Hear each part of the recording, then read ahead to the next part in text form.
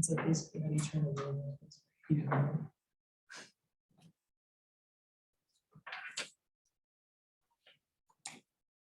Oops. Yeah.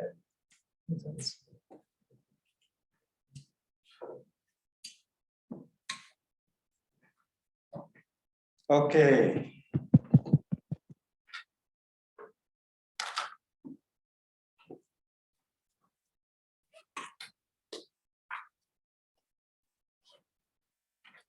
Yes, so that was the Pueblo, Colorado's art festival, digital art festival, where somebody submitted a digital art piece that he painstakingly made by asking Midjourney to make it. Okay. So the judges didn't know, because most people don't know what is actually possible. I mean, so you guys know what's going on, but many people don't know what's going on. And so the judges basically gave him the first prize. But then when they were asked, they said, we didn't know AI made it, but I don't think it would have changed our decision. So I'm thinking that next time in the weightlifting competition of Pueblo, the deer tractor or the forklift will come number one, followed by some random Coloradans. Anyway, that's fun. We are living in pretty interesting times. So Mr. Allen basically said, hey, so this guy, Drew Harwell, not Drew Harwell, I think Kevin Roos of NY Times basically asked this guy, so what particular prompt did you give? I'm not going to tell you my prompt, it's my method. It's like you don't ask Van Gogh, how do you exactly paint? Because it's like very important, right? So the Van Goghs of the current world are essentially just magic incantations and prompts to various image generators. Okay. And the other interesting part is essentially the lady who came number 3, apparently she didn't take intro to AI, wasn't following AI Twitter, so actually did something random like drawing her own painting. It took like 15 hours or 18 hours of her life, and she was resigned to it. She said, okay, fine. But by the way, this is supposed to be only for the Colorado residents. I wonder whether Midjourney is a Colorado resident or not. I don't know how many of you have seen her, the movie. Yeah, so the question is, where is Samantha? Where exactly is she? What's her zip code? Similarly, what is Midjourney's zip code? Anyway, we are in interesting times. Okay, so the agenda for today is I'm going to complete the discussion of progression, regression, plan-based planning. I assume you have all watched that video so that I can actually just go faster about the algorithms themselves. And I kind of try to get you to understand that plan-space view is more general, that you're directly playing in the space of plans. I'll make this assumption that some of you may actually know more about reinforcement learning than about deterministic planning. And so I will be making some forward pointers, but if you don't, not know too much, we will again talk about them later. But things like policy gradient search in reinforcement learning is plan space search. It's directly searching in the space of plans. Okay, so plan is a policy, and policy gradient is a plan space search. Okay. In fact, in deterministic planning, even though I may not be able to talk here, there are ways of doing plan space search, which is essentially hill climbing. That means you look at the plan, you look at the number, is it already a solution? If not, consider the things that you can do to this plan and see for each of the things like the open condition removal or the threat removal, what is the total number of flaws that will be there in the new plan? Okay, and then you pick the solution that is locally good. Locally, it's reducing the flaws the maximum amount of time, maximum amount. And then do greedy hill climbing search with maybe some random restart, etc. In general, the hill climbing search is gradient descent. Okay, except in hill climbing search, you're actually computing the gradient empirically. Those of you who know policy gradient realize that policy gradient itself computes the gradient empirically because there is no actual way of directly doing analytical evaluation there. So here you compute the gradient for playing around in the plan. Let me see if I can.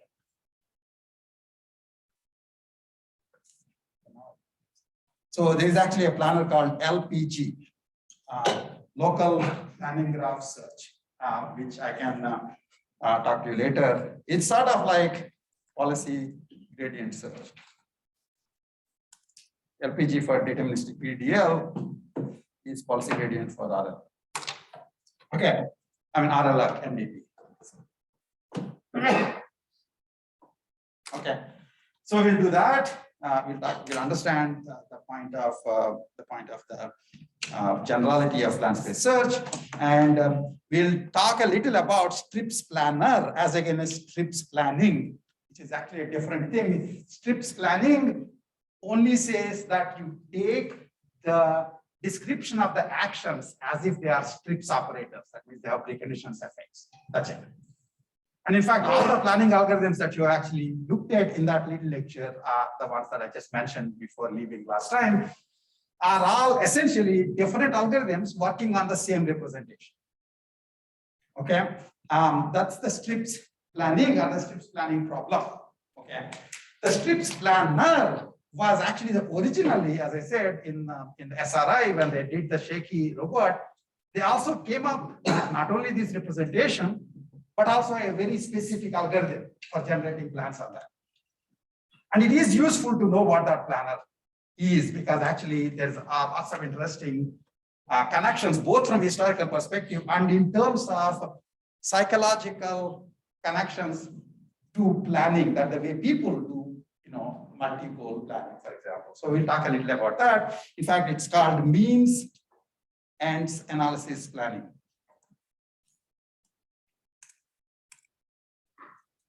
And strangely enough, it turns out to be incomplete. Actually, the original strips planner was incomplete. That means there are problems for which there will be a solution. Strips won't be able to find it. An interesting point, of course, is these days in AI, we don't talk about incompleteness at all. Right? I mean, in terms of the RL approaches, etc. You say, hey, you found something. What are you complaining about? Okay. So, in fact, there is a question of, if given the representation and given a particular algorithm, is it expressive enough to actually find the solution? It turns out that strips planning algorithm was not. We'll see that. And then we'll talk about the search aspects.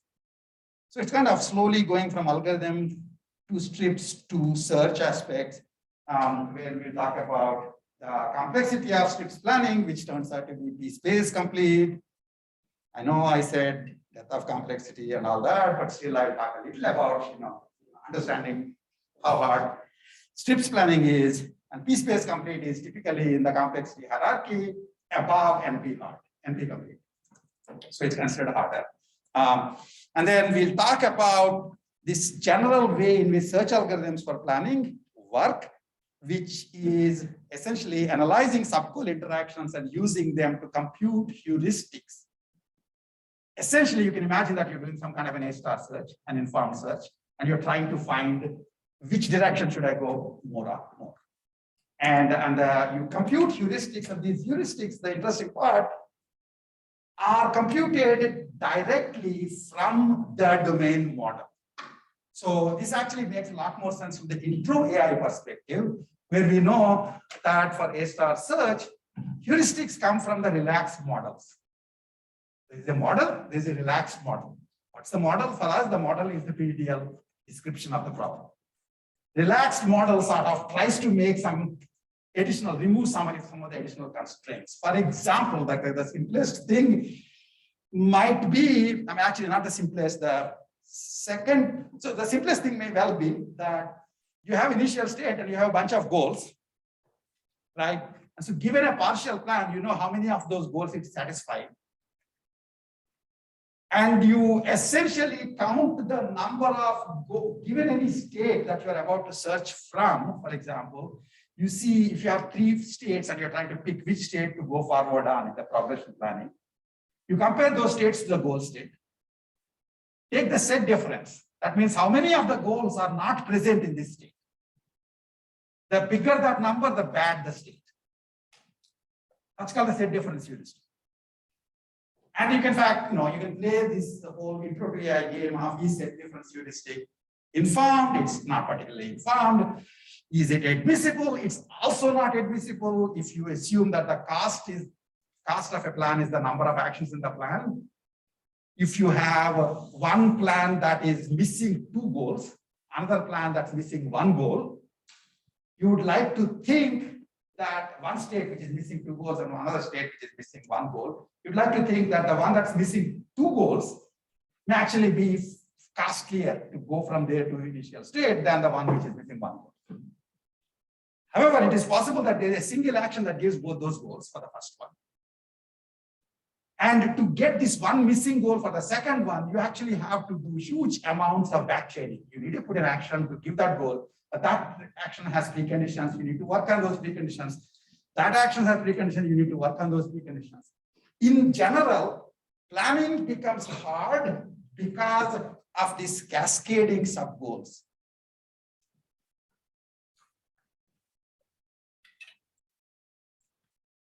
Cascading sub-goals. So the idea is that just because an action has an effect doesn't necessarily mean that if you do that action, you will reach that effect. Because that action will require some preconditions and you need to work on those preconditions.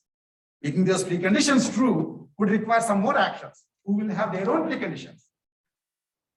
It looks as if you are increasing the amount of work you need to do.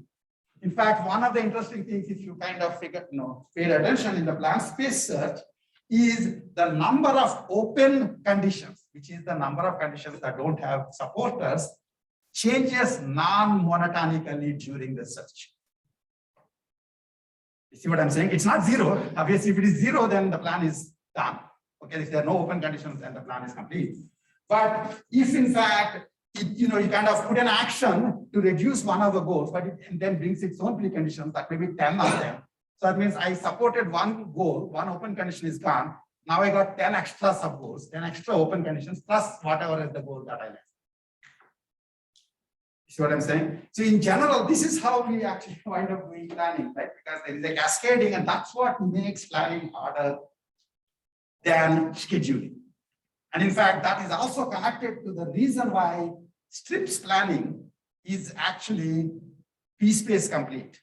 For those of you who remember, I'll get you. NP complete essentially means that if you are given a solution, you can check whether a solution or not in polynomial time. You understand what I'm saying? You should be able to check it. That's what NP means, non-deterministic polynomial. So if you have a non-deterministic Turing machine, it looks at all solutions in parallel, and each solution is checked whether it's a solution or not. Candidate solutions in parallel, and you check each of them to see if it is a candidate, an actual solution. If you do find it, you stop there, right? Now, when you're doing that, what matters is the cost of checking whether or not a particular plan is a real solution. And if checking the correctness of the plan is polynomial, then planning would be NP complete. You understand what I'm saying? This is how you understand complexity. This is like the informal way of understanding complexity. Okay. So, however, it turns out that every computer scientist's nightmare problem, which is Towers of Hanoi. Remember the Towers of Hanoi? Towers of Hanoi can be written as a strips planning problem. And you're screwed. right? Because you know that the point of the towers of Hanoi problem is that the solution is exponentially long in the size of the input. If there are k pegs, then it will be 2 power k long solution. And if you have a 2 power k long solution, to check whether it is correct or not, you need to at least spend like a unit time checking each of those actions. So checking the correctness of a Tower of Hanoi solution is not polynomial. It is exponential. That tells you that planning cannot be NP complete. Something else. Turns out it is actually P-space complete if there is a complexity class which corresponds to the set of problems, all of which can be done with polynomial space. Polynomial space. And if you do depth first search on any of your favorite algorithms, you can do planning in polynomial space. And P-space complete would be the hardest problems that can still be solved with polynomial space. You see what I'm saying? So that's what we'll see. I actually already said that, but now I might say it again if I remember. And then given that it's pretty bad, even with these very simplistic, simple representations, and we talk about how to get solutions, etc., how to get heuristics in terms of interactions. We'll talk about relaxed planning graphs. Hopefully that is what the second half is. You know how optimistic I am. I was telling my wife that I'm making Zeno's progress in this class. The first class I came with some number of slides. I taught first half of the first part of the class, second half of the second part of the class. As you know, after I completed the first half, it was at 4:15, people said leave. So then I took the other half and I came last class and I said, I will definitely complete it. I completed half of those. So I'm making Zeno's progress in teaching. So hopefully I will still get there. But anyway, so we are going to do planning graph heuristics and then also landmark heuristics, and we'll stop with that. What's your question? Oh yeah. So on the topic of cascading subgoals, then if another subgoal requires a previous subgoal to be completed, would that previous subgoal could that be classified as an environmental constraint or? Okay, so in answering your question, there is a very interesting point we want to make the distinction on, which is planning versus execution. Do you understand what I'm saying? Planning versus execution. During planning, you are not actually executing yet. So you can construct the plan in any which way. You can construct it forward, progression. You can construct it backward, regression. You can construct it by putting stuff in the middle and making sure that everything works. In the execution, you start from first and go to the end. For any given plan, you need to, if it's a partially ordered plan, you have to execute it in the topological sort of the partially ordered plan. If it is a totally ordered plan, you execute it first action first, then the next action, then the next action, etc. The question you asked, if I were to actually do this action, some condition must be true by then. During the execution, if the condition is not true, that action just dies. During planning, that's just a note for you. Yeah, I'm going to take flight to San Francisco. Oh, that actually means that day I'll be missing the class. I need to have somebody teach that day. So that's a sub-goal that I can work during the planning itself. Okay, that's the important thing to understand. That you need the good planning separates execution from simulation of the construction of the plan. In fact, this is how we do plans. If you think about it, the quote-unquote the infamous 5-year plans, the economic plans, etc. They're not giving you the fully detailed. This is the first action. This is the second action. This is the 15th action. They're just going to say these are the important actions, and then all these goals have to be written. I'll spend as much of my time as possible. I don't know if I answered your question, but that makes sense. Okay, so differentiate between search for the plans, which is planning time, and the execution, which is a lot less flexible. You see what I'm saying? Okay. So, any other questions? Okay, so the one thing that I want to mention before going forward is the class of 9/16, which is not the next Friday, but the Friday after that. I won't be here. Next Friday, I will be here. I will be teaching whatever happens after today's class. Next, the 9/16, Sharath Sridharan will actually teach the class. Okay, but he will be doing it by Zoom because he's in Colorado. He doesn't want to come back. And he's the first author of that book on the human AI interaction. So what I'm going to actually do is kind of shift from planning, strips planning, to human AI interaction in the context of strips planning. So we can, shift things around so that you actually also see things that most of the things that I'm talking about today are papers written in 1997, given tutorials on in 2007.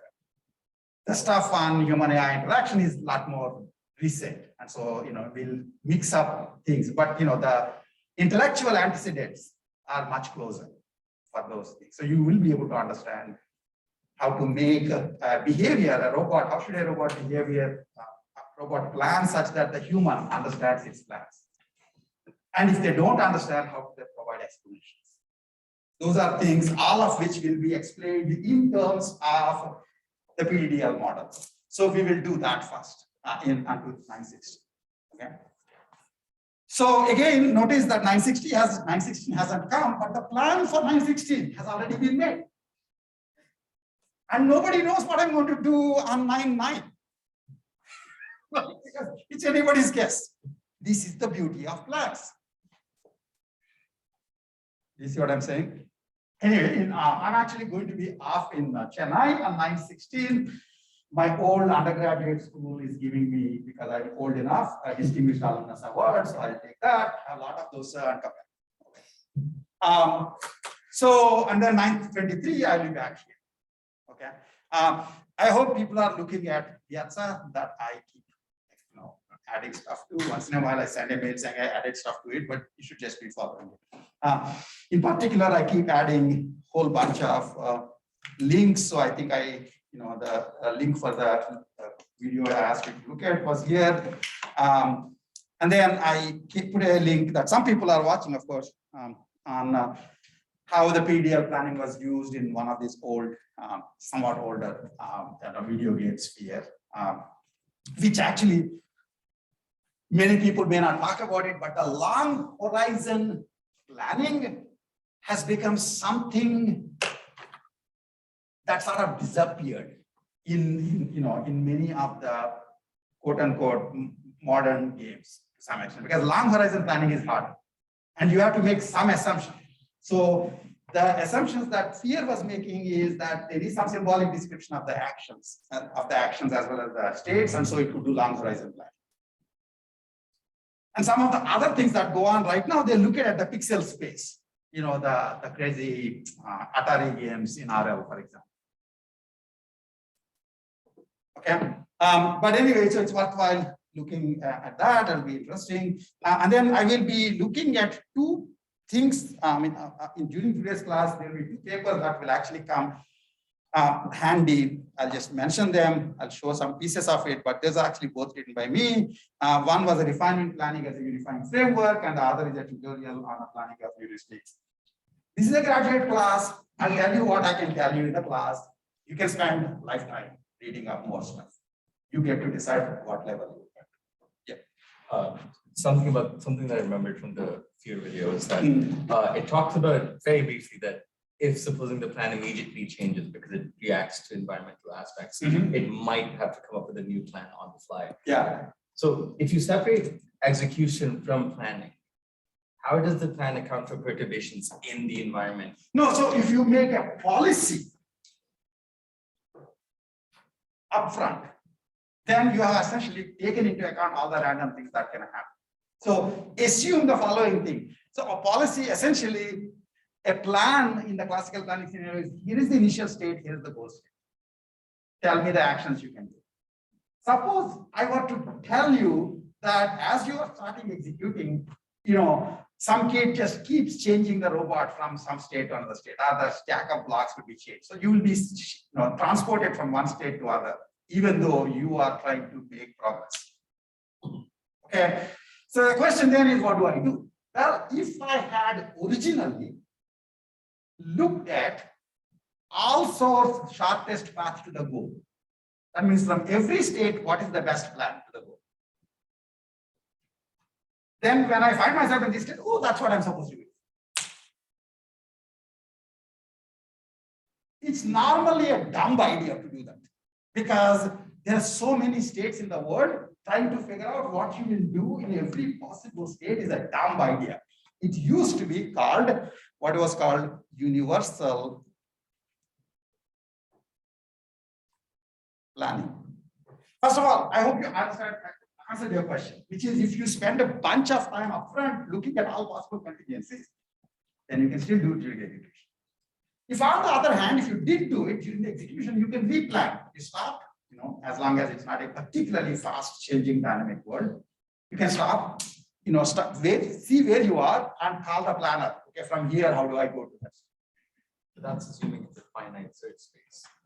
Yes, I mean, the search space problem was there before. If it is infinite search space, you're screwed like anyway. Right? Like in the sense that what's the difference between you never stopping planning versus you're only having trouble during execution? The bigger difference is online versus offline computation. So if you are more likely to think that during execution, you will just have to very quickly respond to contingencies, you should plan for all possible contingencies.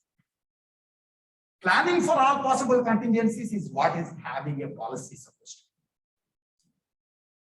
to. If on the other hand, you either think that you'll have a ton of time during the execution, or that you're not really going to have too much uncertainty, you more or less will do what you are supposed to be doing, then wasting time finding plans for all possible contingencies makes you a paranoid. And the problem with the paranoia is that they spend too much time in the planning phase, so they don't enjoy life. Okay. Yeah, so anyway, as I said, you can compute universal plans of the kind I told you. And if I can show you, I don't have it right now. There's actually an AI magazine with, I keep tweeting this, I'll send you the tweet later. Back in the 90s, where the cover page of AI magazine is universal planning, a universally bad idea. Right?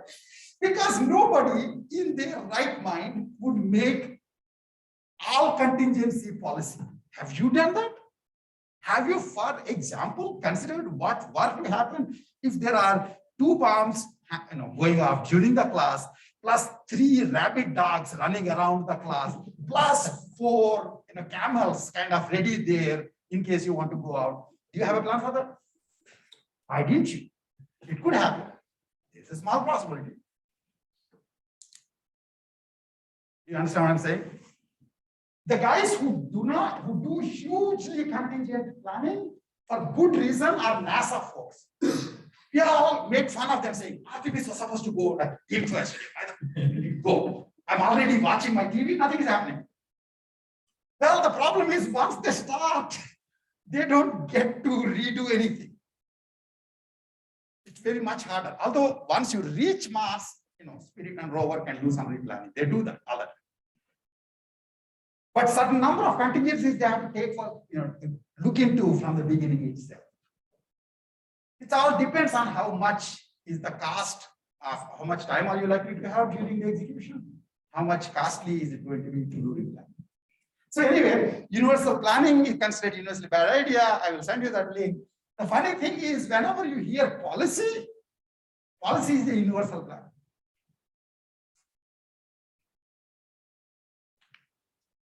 What used to be a bad idea became the normal idea now. Why? Because nobody cares how much time you spend. If you spend 1700 GPU year, 1700 years, which would be like approximately on your computer, computing the AlphaGo policy, That works for every possible random human being who might be playing with you. Then clearly you will do quite well. But then the cost of computing that policy was extremely high. Kasparov certainly did not compute that. He did some pre-processing, but he did a lot of online things. So in fact, those of you from Intro to AI, you remember that the Deep Blue would do online move generation. AlphaGo, once in a while, they'll say we do MCT. Not really. In fact, by the time Alpha 0, essentially everything, most of the policy could have been pre-computed. You're spending 1700 GPU and 1700 years approximately, and then you are ready that now that NVIDIA isn't even sending any stuff to China, we'll have even more GPUs, right? And so we can do like what used to take 1700 years before, might take only 1700 days, 1700 minutes, or whatever. And so you're hoping that the compute will, come to your rescue. It just changed the way people think about things, and it's actually very useful. This has nothing to do with just AI. You should ask yourself what happened to all the time you wasted in 310 data structures course. You understand what I'm saying? Why did you care about figuring out the optimal sorting algorithm? You could have just figured out, the sorting network, which essentially does n factorial permutations and figures out which one it is. And that's fine. I don't really know how you computed your policy. And it's useful to keep this in the mind while we are going through this, because we're going from one time of AI to another time of AI, and basically you need to be able to combine them, go forward. Okay.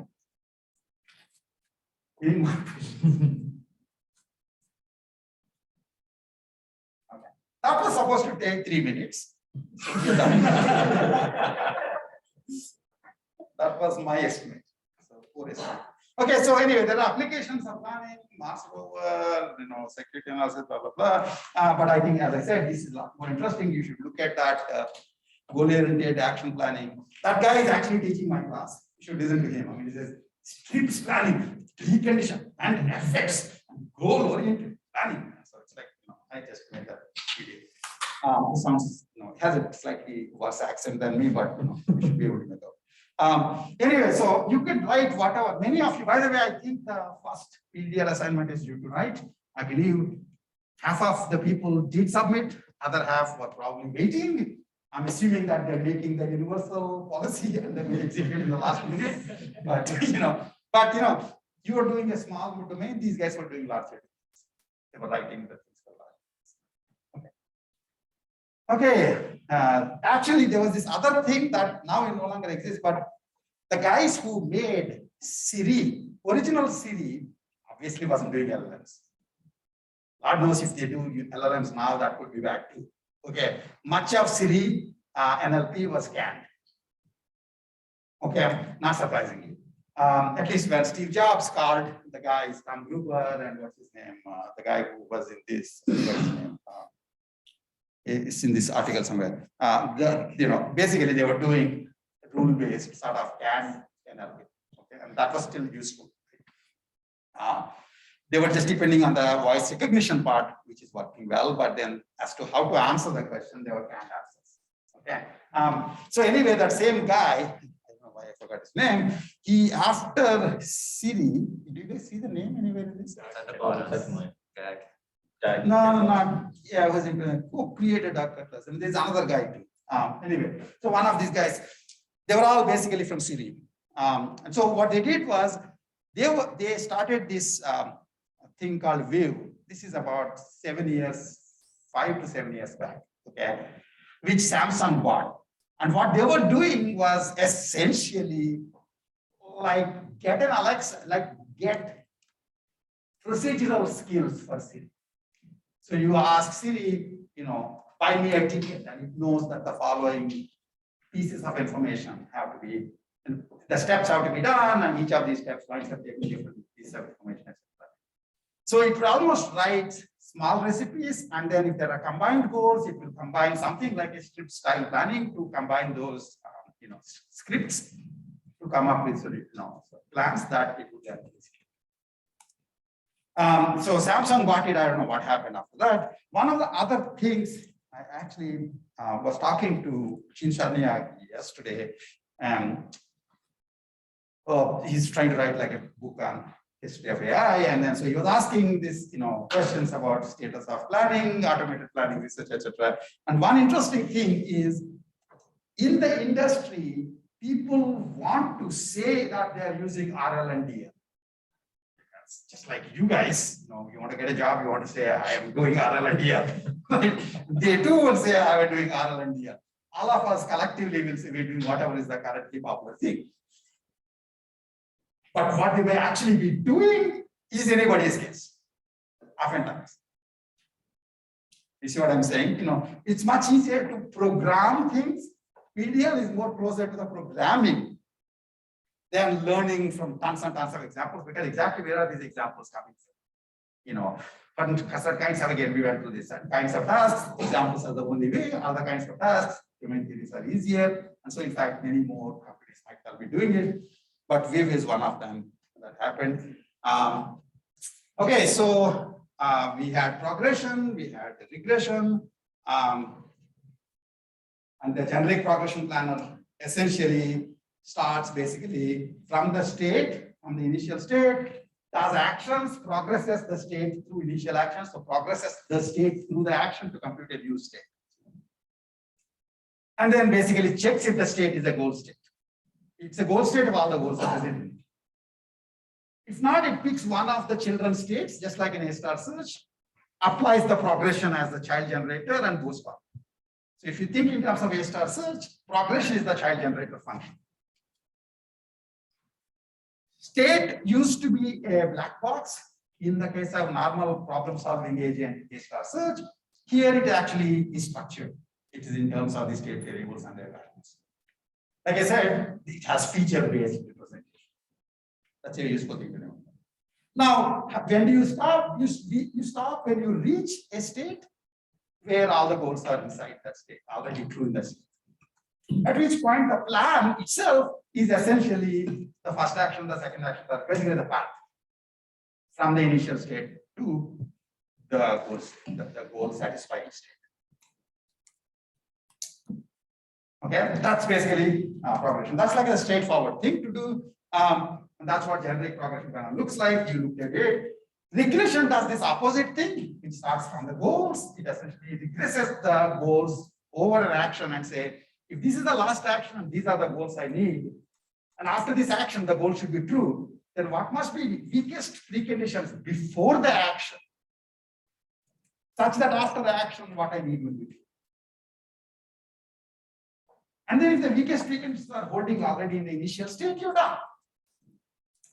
If not, you then regress from there again.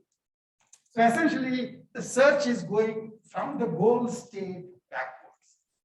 And to repeat myself, the word state is being misused when I said goal state, because goal state is a partial state. It doesn't tell you the values that every state variable needs to have. It only tells you the values that the solver, the agent cares about.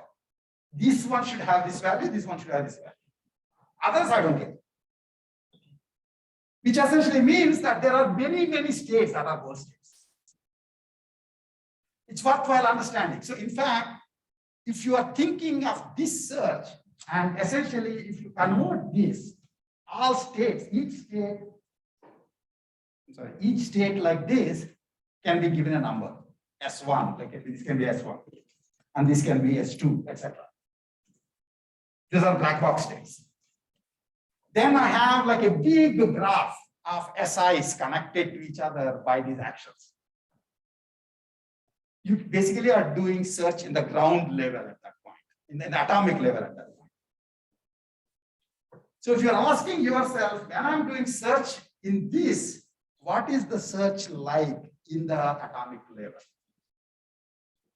It's easy enough to understand what happens in the progression, because the initial state for you is S1 for the atomic level.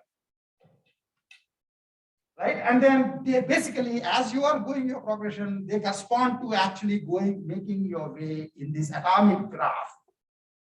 until you reach some state for which goal test says yes. You see what I'm saying? That's what you're doing. So it's easy enough to understand. Regression, on the other hand, is actually mind-bending. Because if I ask you, what am I doing when I'm doing regression? Or if I'm doing regression like this, how does it look like in the atomic level? I can ask this question, right? Like if you give a high-level program, you can ask, there's an actual equivalent assembly language program. As the execution trace is going through the high-level program, you can ask what is happening in the execution trace in the assembly line. Programs always go in the power direction, so it's not a problem. Understanding what is happening in the program and its assembly language version. In the planning case, you go in the regression, basically starting from a partial state, which is not even a state. Because partial state, so if I were to consider every state which actually gives value to every possible state variable, a truth positive value, right? If there are k state variables, there are 2 power k states. You understand what I'm saying? If there are k state variables, there are 2 power k states.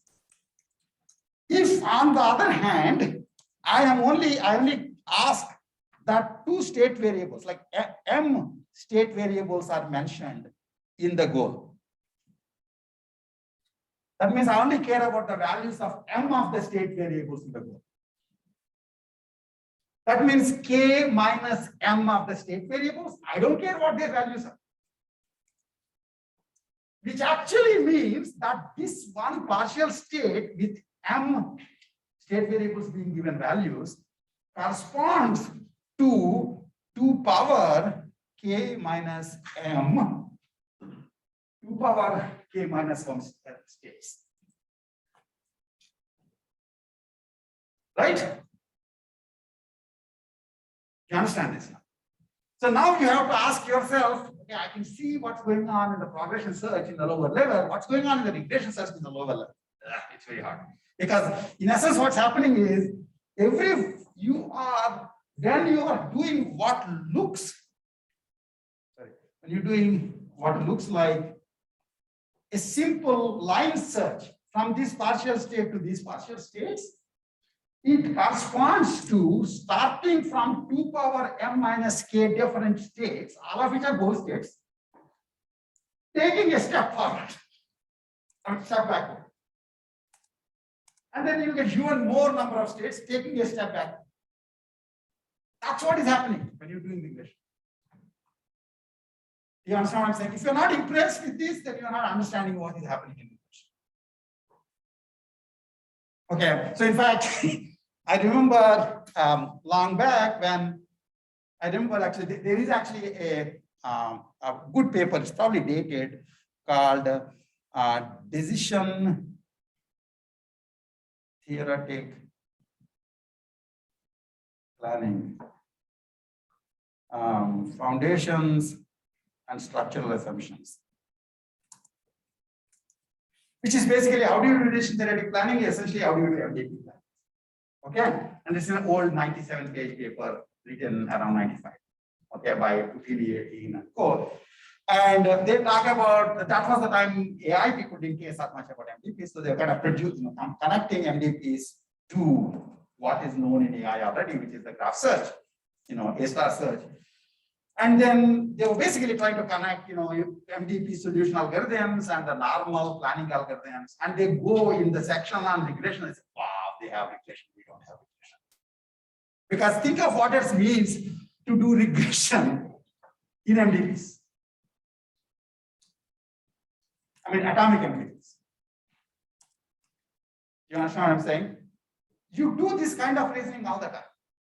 It's not regression, in fact, you do plan space kind of a reasoning. I have these goals, I'll make a plan for this goal, I make a plan for this goal, I make a plan for this goal, I kind of combine them and I'll have a total plan. Whereas policy construction algorithms essentially just say, imagine there is a policy and see what is its value, change the policy, see what is this value, and keep doing it until the value sort of stabilizes. That's value iteration algorithm. that for that you would ask yourself, why do I take up your science course? But there are ways of doing it better even at that level. But the point is, you can't easily think in terms of goal-directed reasoning in atomic space in MDBs as easily. To do goal-directed reasoning well, in the normal way we do it, you have to be in the lifted space. Lifting essentially is, instead of thinking in terms of black box states, you're thinking of states made of state variables or their values. Even more lifting, states made of objects and relations between them. You see what I'm saying? The black box states, propositional states, relational states. And each of those are more compact representations, and they provide for more interesting ways of search. Okay. So that's the interesting part about the regression that you need to understand. And of course, there are other crazy things about regression that we mentioned already, I think, in that lecture. The number of states in which progression is searching in is 2 power k. The number of states in which regression is searching in is actually 3 power k. Why? Because in progression, each state, there are k state variables. Each can be true or false. There's no in between. It's like a Yoda-like state. Do or not, do not. There's no try. Okay? So each fluent has 2 possibilities. There are k fluents, 2 times 2 times 2 times 2, 2 power k. In the regression, it's a partial state. You don't need to require everybody's values to be something. So a fluent, a state variable can either be true or false, or I don't care. 3 possibilities. So 3 times 3 times 3 times 3 times 3. So there are 3 power k states. So this is one of the strange things about progression versus regression. It's very hard to tell which is actually going to win in search. Which is more, psychologically feasible. It looks like regression is more psychologically feasible. That's the kind of thing we do. In fact, land-space planning is even more psychologically feasible. But finding something psychologically feasible in the sense that I know that this solution works this way, I can prove that this solution is correct, is different from searching for that solution. You see what I'm saying? Okay. And then again, you should understand that, I hope people understand by now, that there is no backward actions. It's the same action. You can regress the state through it or progress the state. The state is, the PDL domain model doesn't change just because the planner is using regression versus progression. You understand that? Anybody still has the question on that? Okay. Okay, so let's just do this for the heck of it. So for the progression, let's just humor me. So first of all, you guys agree that this is our little problem that we're looking at. In the end, we want not clear B and hand empty, right? That was my goal. And those are the actions. So why is this a plan? Why is this a correct plan? Now I gave you a plan where the 2 actions. This is a correct plan. I'll assume that, this is an ordering. Is it a correct plan? Well, after picking up A, what will be the state? Picking up A, then anti-A won't be true anymore. Not anti-A. Okay. Anti-B is still true. Clear A is no longer true because if you are picking up A, then A is no longer clear. I'm not making this up. I'm actually following the description of the actions, which is in this very small font. Okay. And clear B is still true. Hand empty is not true. It was before hand empty, but now it's holding the A. So, and then another thing, in fact, I didn't even write here. It was the case that, in fact, one funny thing about the initial state is that initial state is complete in classical planning. That means every state variable has a true or false value. If you know that, then you can just say, tell me who is true. I'll assume everybody else is false. Do you agree? If it's a complete state, that means everybody should have either true or false value. Then if I just ask you what is true, then everything else is false. So in fact, not hand empty, because hand empty is there. Oh, what happened? Yeah. So not hand empty is true, and then the other thing, holding A, that's also true after this action. Holding A was not present here, it looks like, but it is present. Because you didn't mention it, it means it's positive, false. You understand what I'm saying? That same semantics don't hold on the goal side. On the goal side, you should care about anything you care about, you should mention it. If you want clear B to be false, you should mention that. Because you're not mentioning every state variable. So the ones that you care about, you should mention that true and false values. Everything else, I assume you don't. Whereas for the first one, it's complete state. And so because it's complete state, there's an idea called closed world assumption. You can make the closed world assumption, which means you know everything in that state. So if I just tell you what is true, then everything else is false. That is what basically people do. But you can think of it as actually a state really is always k sized, where k is the number of state variables. And then it's true, false, true, false, true, false, false. That true, false values. But when you write, you don't write the negative ones. That's right. That's just simple. Anyway, so holding A will be true. Now can I do, and first of all, could I do pick up A here? Well, to be able to pick up A, according to this guy, hand should be empty, yes. And A should be clear, yes. And on table A should be true, yes. That's why I could do pick up A. At which point I got this true. At which point you can do stack AB state in this. To be able to do stack AB state, you have to ask, is A being held? Yes. Is B clear? Yes. If A is being held and B is clear, stack AB can be done. At which point, the new state will have on AB, not clear B, right? And hand empty and other stuff. And since not clear B and hand empty are present, this is the way you prove yourself that the plan is correct.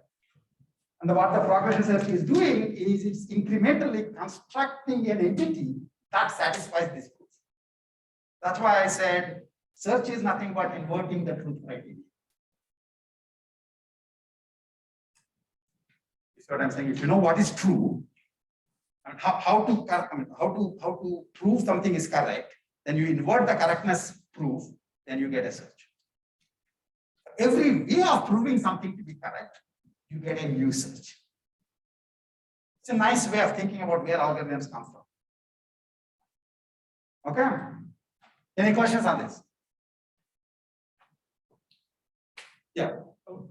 Actually, honestly, I answered it myself already, but why can't we use partial states like in both forward and backward? It seems like, for instance, that we might sometimes have like states that we don't care about or actions that we don't care about that are irrelevant for like a particular plan. So like how do we like so in the so you're talking about in the progression, why don't we have partial states? Yeah, like if we have irrelevant actions and okay, so you know at least that the initial state is complete.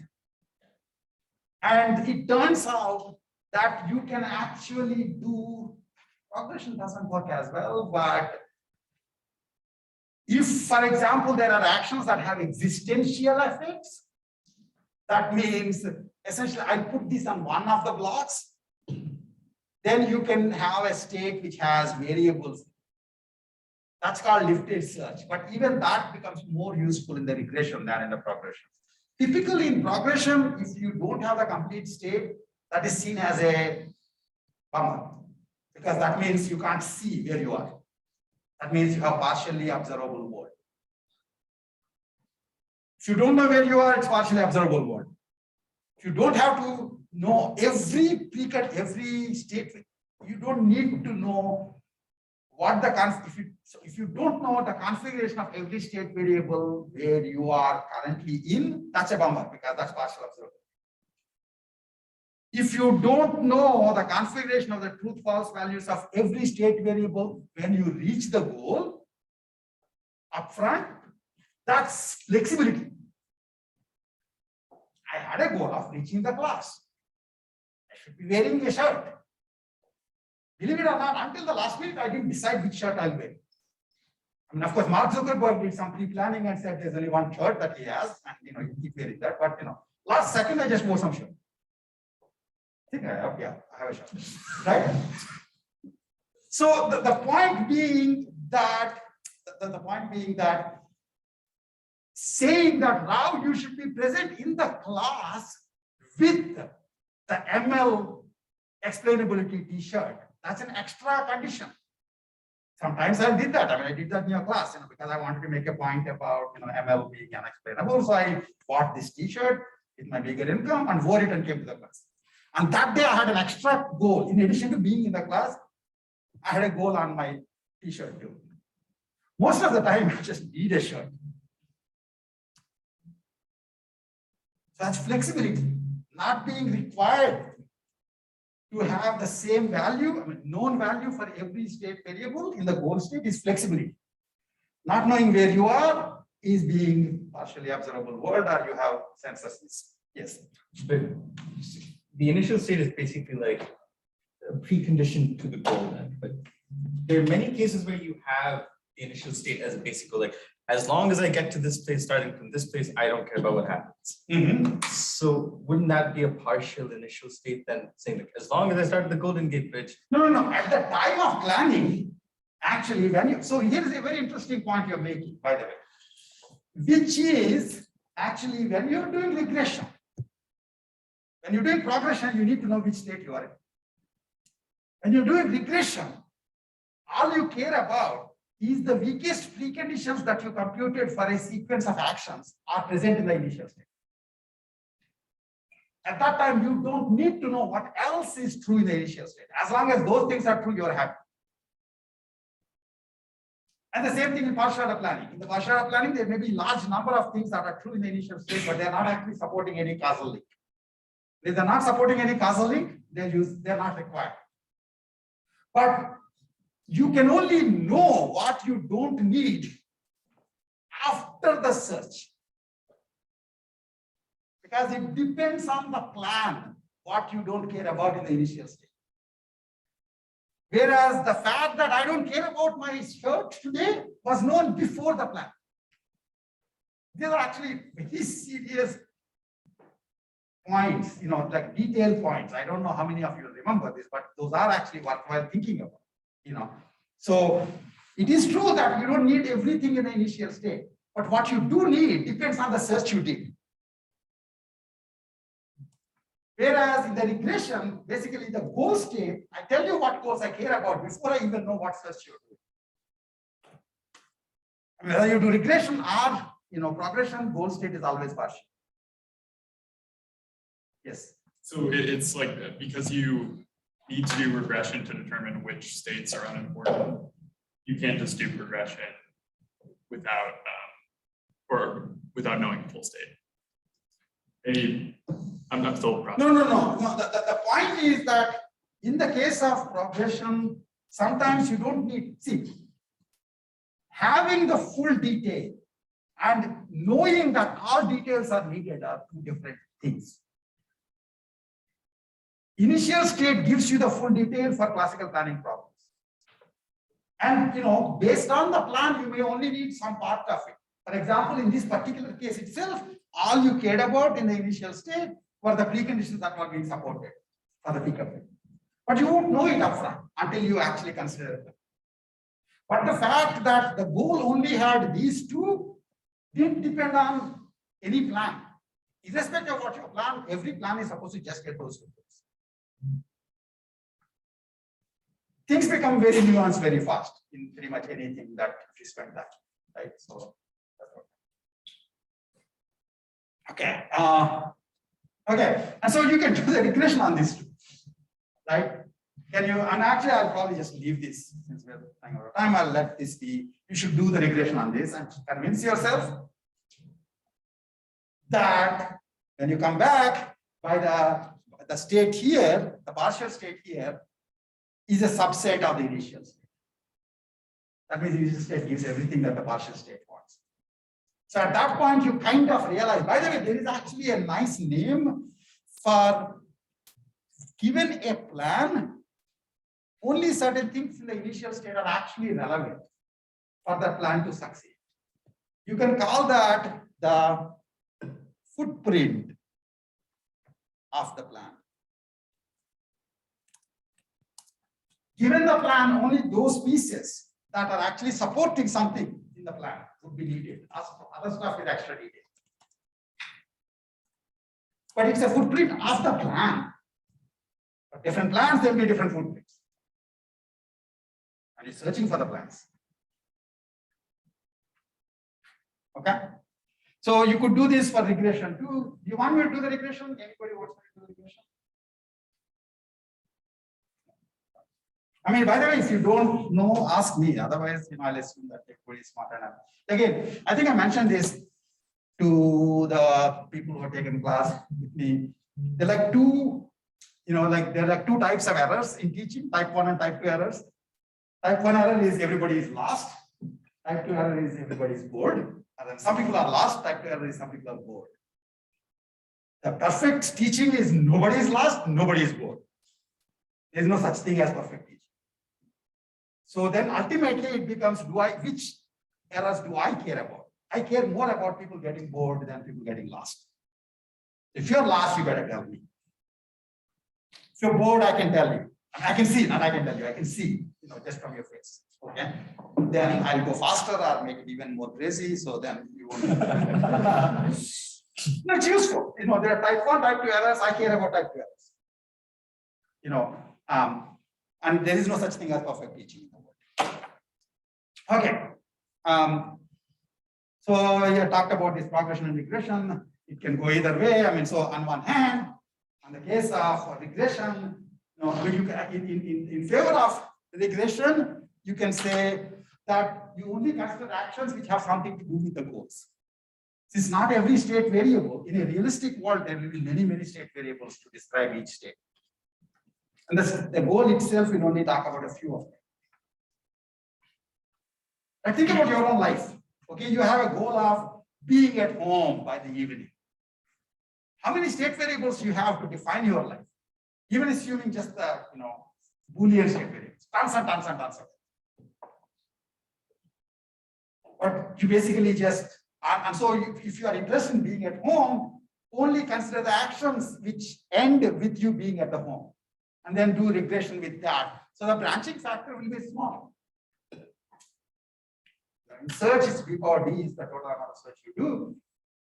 D is the plan size solution depth. So maybe it was not going to change, although that's not actually true. But B will be smaller for regression. B will be larger for progression. Because you wake up in the middle, in the morning and say, what all can I do? Oh my God, you can do a whole bunch of things. Most of the things you do may not get you here at all. Okay. On the other hand, that basically makes it look like regression. It's probably a dumb idea. Regression is the one that's going to work. At least people say they will always do goal-directed reasoning. But there is this other point to keep in mind, which is that regression actually searches in a bigger space than progression. Weird. Because there are 3 power k states compared to 2 power k states. Right? So, under certain conditions, it actually can bite you. And in fact, the way it bites you, I explained it in that picture, right? In the regression picture. So it turns out that there are these 2 states, right? In the regression, when I go from here, I can either put down A as the last action or stack AB as the last action. Right? And then basically I'm considering each of those states and going even more regression, going even more back. It turns out that one of these states, basically most of these states are state sets, right? It's a partial state. There's a set of states that are consistent with it. The beauty is I originally said that you can have 2 power n minus k states that are consistent with you, but you can also have 0 states consistent with you. You guys remember from the lecture that one of those states actually is not feasible given the blocks world.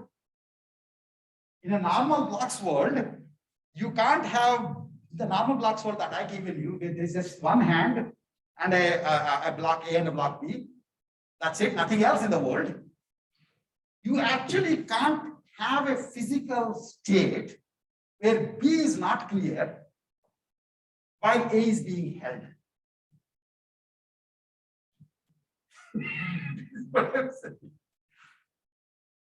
It was a nicely constructed example, which I did like a million years back, but no, it's like, it's not obvious at all. You think it's just a block problem. How hard can it be? It turns out that this thing, which you think, oh, there are so many states that are consistent with it. Yeah, there's so many is 0. That's when the axioms come. No, okay, yes, that's stop there. Yeah, I'll get there. But the point is that if you didn't take that into consideration, the way search normally dies in constraint satisfaction search is dead nodes wind up having even more dead children. A node is dead if in fact it's not consistent with even a single physical state. And you add more constraints. If the current constraints already make it not be consistent with any physical state, you add more constraints, it's still 0. But on the other hand, you feel great sense of progress. Oh, I'm doing a lot of search at this state. I put some more states, some more states, some more states, huge numbers of states. All of them are dead. The first thing in search is never expand a dead node. If you can. Why if you can? Because to know actually, you guys, I think you're smart enough people, you heard a couple of lectures on this. How come not everybody could say right away, well, that state is not a state at all? Because it's not obvious. That there is no physical state corresponding to that is in the deductive closure of how the domain works, the initial state and the actions, preconditions, and effects. In fact, in the worst case, saying that this is dead, you know how to show it? You try to solve the problem of going from the initial state I to here. Sub-goal, find a plan. And if the planner fails, if the planner fails, you know that's a dead node. Do you understand what I'm saying? What did I say earlier? Planning is p-space complete. So in the middle, I thought, oh, why not just call like a subroutine, which is another p-space complete, to check if I can save time. Dumbo idea. Do you understand what I'm saying? So you cannot completely find every dead node. If you insist on finding every dead node, you will be dead. Because the search will actually kill itself, essentially finding the dead nodes. On the other hand, you may want to say, if in fact this state requires HE or not HE, and you still don't realize it, you're wasting your time. So it actually becomes a good heuristic to be able to find any fast, sound but incomplete procedures for finding inconsistent partial states. So let me just say that. Need for sound but incomplete dead node detection algorithms. If it needs to be sound as well as complete, planning is. By the way, we'll get to that in another point today when we talk about strips and serializability. That serializability helps strips. But checking whether or not something is serializable is asking strips, can you find a plan? There's no partial. Okay, yeah, go ahead. Well, when going backwards and enumerating the actions that you would assess to define the prior states, put down A is not even you can't do that. What? You can't do put down A to arrive at the end state. You have to do stack A, B. So put down A is not even a feasible action to get you to that dead state. No, so you're saying put down A would not have been considered by regression. Is that what you're saying? Yeah, you wouldn't consider it Why? within regression because that's not how you arrive at the final state. No. So if I do the last action to be put down A, you have to show that this action would not have been considered because of these rules. So is put down A having any effect that is directly contradicting? That is directly contradicting anything here. Putting down A makes hand empty and A is on table. Hand empty is not contradicting hand empty. A is on table is not contradicting anything either. It does contradict B not clear. That you are figuring out by domain physics. And anybody who thinks that they can figure out domain physics eventually will have to do real full planning. So what you're saying is that I can find even better applicability conditions which somehow take some of these mutual exclusions into account. But the way we defined the regression, it's very simple that you can do an action in the backward direction as long as its effects are consistent with the state that's being replaced. And they are consistent. It's just that the problem is they're consistent in a syntactical sense. That means there is no A required to be true, A is required to be false at the same time. You are talking about consistent in a semantic sense. And the problem is checking whether something is actually, whether two things are together possible is what planning is trying to do. You see what I'm saying? Right? I just said, we will be doing exams, paper readings, you'll also do projects, and you'll also be reading every possible, video I asked you to do. And you say, hey, yeah, that's good. Rob is happy. We are happy. Did you check whether you can also have a life and do all of these by the end of the semester? No. You will check. You're alive. That's existence proof. You understand what I'm saying? So in some sense, actually planning is checking whether or not the goal state is feasible too. And in fact, the harder it turns out that checking that a goal state is not feasible tends to be the conjugate problem of checking that a goal state is feasible. In the computational complexity theory, you talk about NP complete and co-NP complete. The conjugate problem basically is saying there won't be a solution. Those of you from intro to AI background, you know that finding a model is what satisfiability is. Finding that there is no model, if you want to prove a theorem T and you put a negation of the theorem T to the classes and show that there is no model, that's how you prove that the theorem is actually valid. That is co-NP complete. And theorem proving in general is harder than, it's not computationally hard, but co-NP complete problems typically are known to not be easier on the average compared to, let's say, NP complete problems. Because there's no simple, for the finding a solution, if my rich uncle gives me a solution, I'll come and say, okay, here's the solution, that worked. How do you care how I found the solution? I got the solution, it works. That finding a model for satisfiability axioms, if I find you a truth falsity assignment that satisfies all the classes, I'm done. I go home saying this is satisfiable model. If on the other hand, if I'm saying show me there is no model, how the heck do you do that? You have to essentially consider all the possible interpretations which say none of them are models. There's no simple way.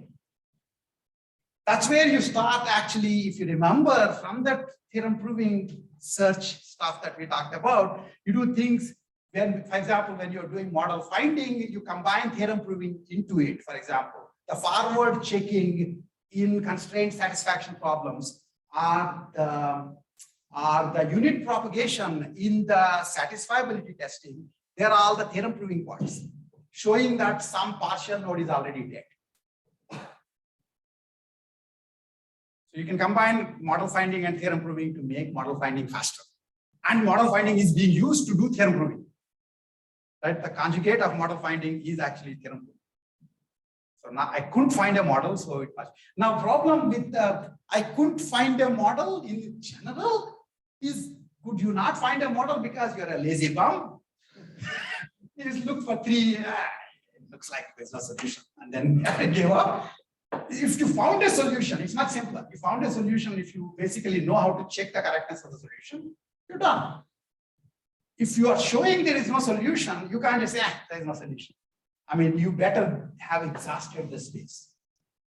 Otherwise, you would be unsound. Okay, 15 minutes.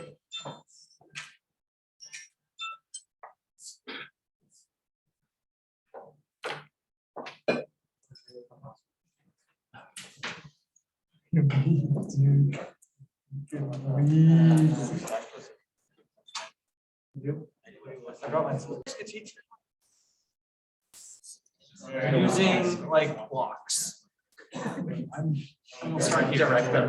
Yeah. Scratch is too difficult. Scratch is too much.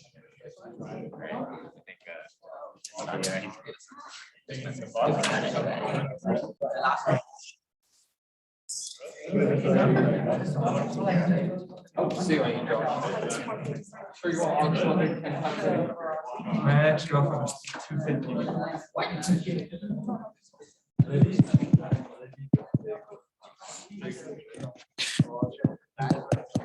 Okay.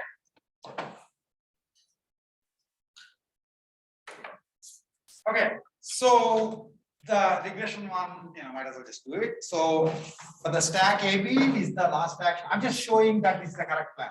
Okay, you should be doing a full search to get the plan, but this plan you should be able to see is correct. In general, I don't know, I'm not, if I were to check whether or not you understand regression, I would actually ask you to, for example, show that, construct at least one plan using, that's how normally people do for the search thing, because unless you are a program, you won't do the search yourself fully. Okay, it's pretty painful. So if you were to construct, so in this particular case, I gave you a solution, you want to check whether it's correct or not. If you are regressing this state over stack AB, first thing you want to make sure that every condition here, if it is given in the F, first of all, you want to check that none of these conditions are directly against any of the effects. Okay, stack AB gives effects what? Not clear B, on AB and empty. Those are the three effects it gives. Okay, none of them are against anything that I want. So I actually can do this action. When I do the action, not clear B is already one of the effects of stack AB, so it doesn't need to come back into the regress state.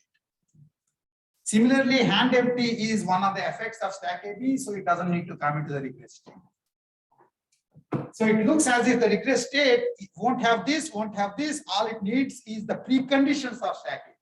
Because I put stack AB, its preconditions have to be part of the state. Preconditions of stack AB are holding A and clear B. I'm not making this up, it's written here. I'm just looking at the definition of the domain model. Okay, and then so I put holding A and clear B. That is the regressed state. Right? And now at this point, I take this regress state and regress it again over pickup A. In fact, I check to see whether this regress state already holds in the initial state if I'm doing search.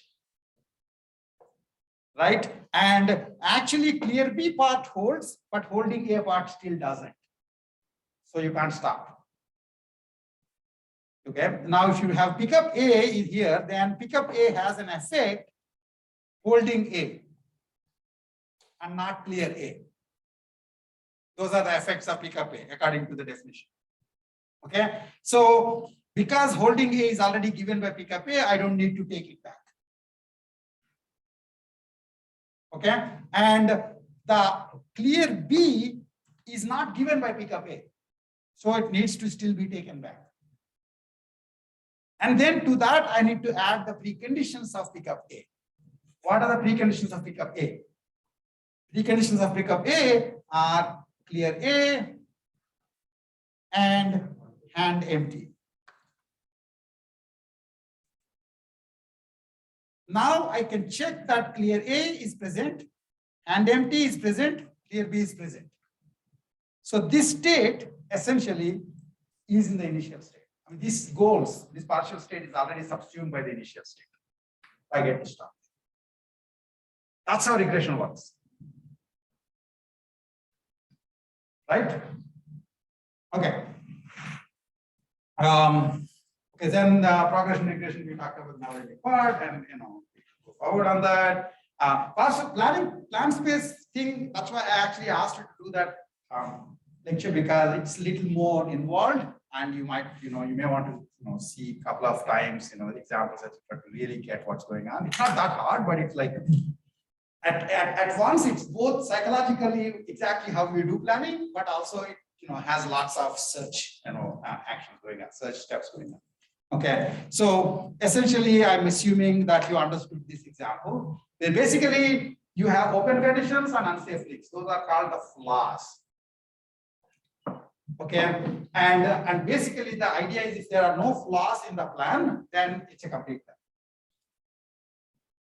And if you have flaws, that means either a open condition or unsafe link, you pick one of the flaws and try to resolve them. But if an open condition, you put in an action into the plan whose effect is that condition. In fact, there are two things you can do. Sometimes you can say, I will put a new action from outside into the plan whose effect is this action. I also should consider an existing action in the plan, including initial state, because initial state is a dummy beginning action, which can give that condition.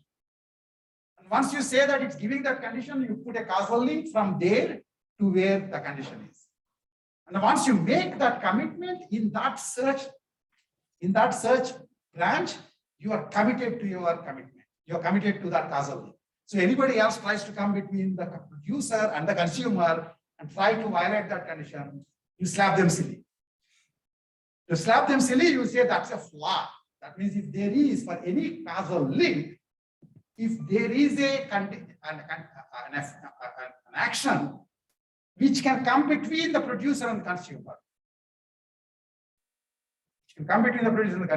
and violate the condition that is being supported, then that's a flaw. That's called the unsafe link flaw. And for the unsafe link flaw, if you pick an unsafe link flaw, then the way you resolve it is either you make the threat come before the contributor or after the consumer. That means either before the producer or after the consumer. For this to be happening, you have to have the possibility that all actions are essentially, they are not cemented to each other. They are rubber banded to each other. These are precedence ordering relations. A precedes B. A is not immediately preceding B. A precedes B. That means A must happen. A whole bunch of other things can happen, then B will happen. Whereas a contiguity constraint is A immediately precedes B. Nobody can come in between. In fact, even as I'm saying this, you should realize that in progression, the orderings are contiguity orderings. In progression, you are constructing a prefix of the plan. You're cementing like one brick, next brick, next brick, next brick. So you're making a wall like this. In regression, you are cementing it this way. In plan space planning, all these actions are rubber banded and jumping around. And then if they get to be a pain, in the sense they're kind of getting into the way of something that is supposed to be supported, you either promote them or demote them. Promote basically means make it come earlier than the contributor. Demote means make it come after the consumer. Those are the only ways you can do it. Now, sometimes you basically, when you put that ordering, if in fact there is a circularity in the ordering, that means that particular branch is inconsistent. So you kill that branch like right away. So for example, if the causal link is going from initial state to the goal state, and an action in the middle is killing P, you can either promote it, not demote it. So both branches are dead. You guys see this? Okay, that's basically what happens in the planning, plan space planning. You're essentially for any causal link that is it's unsafe, either you promote or demote. And if you have conditional effects, then you also can ask the threat nicely, don't do it. So it basically, I'm trying to support, let's say, a condition. I'm trying to support a condition, P from A1 to A2, and somebody is coming in between and they're saying, if Q, then not P.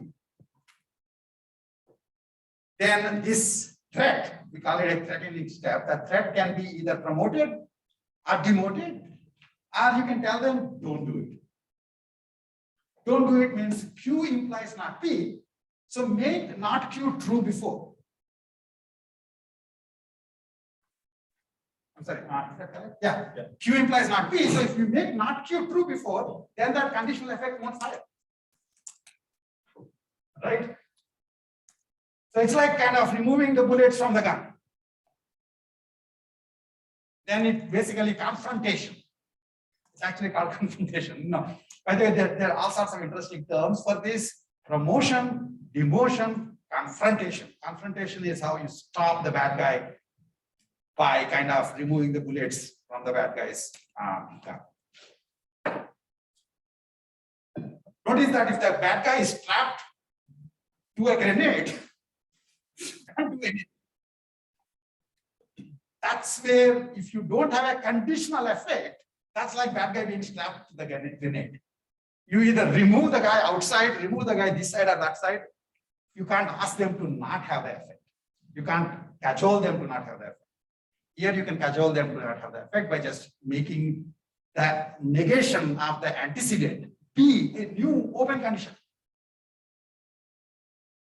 And as you can see, basically, as you are making search in the beginning, the dummy initial action precedes the dummy goal action. You call it S0, that called S infinity. First of all, in partial order planning, you think in terms of steps because the steps are different from actions. The same action can come multiple times during a plan. So you care about S1, this is the action. S2, this is the action. So steps are mapped to actions. Okay, and then essentially in the beginning you have S0 comes before S infinity, which is the end of the thing, and the only flaws are the open conditions corresponding to all the goals that should be satisfied at S infinity, because the goals of the problem are considered the open conditions of S infinity. And so you only have open conditions. Then in the beginning, you pick one of the flaws and you will pick one of the open conditions, either do step addition or simple establishment. You have to consider all possible ways of step addition, all possible ways of simple establishment for completeness sake. And then whenever you do step addition, you get more open conditions. If you do simple establishment, you don't get any new open conditions. But anytime you make any such commitment, there can be new threats as the plan proceeds, because there are other actions floating about doing useful things for others, but they're getting in the way of the commitments you're making to support something else. And so you keep track of the unsafe links as well as the open conditions, and then keep removing them one by one until you get to a point where there are no open conditions, no unsafe links.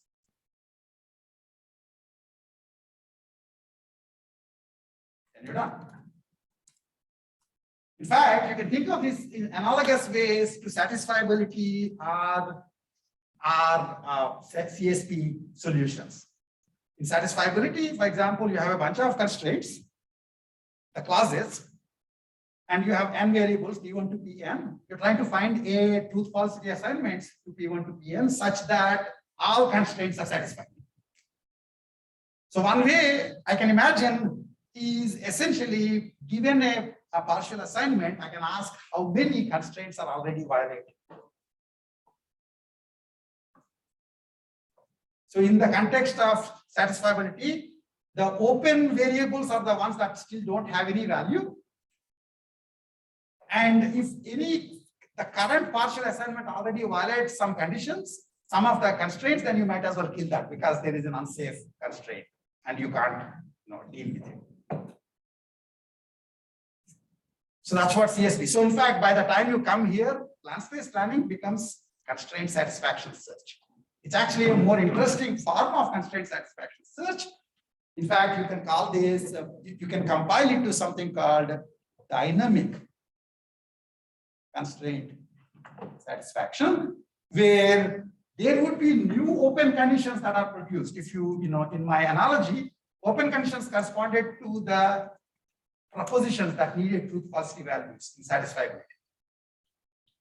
But when you put in an action, you get new preconditions. That means there are new variables which now need truth and falsity values. So you started solving a constraint satisfaction problem with n variables, and then you gave one of the variables truth value. That sort of makes new variables become active.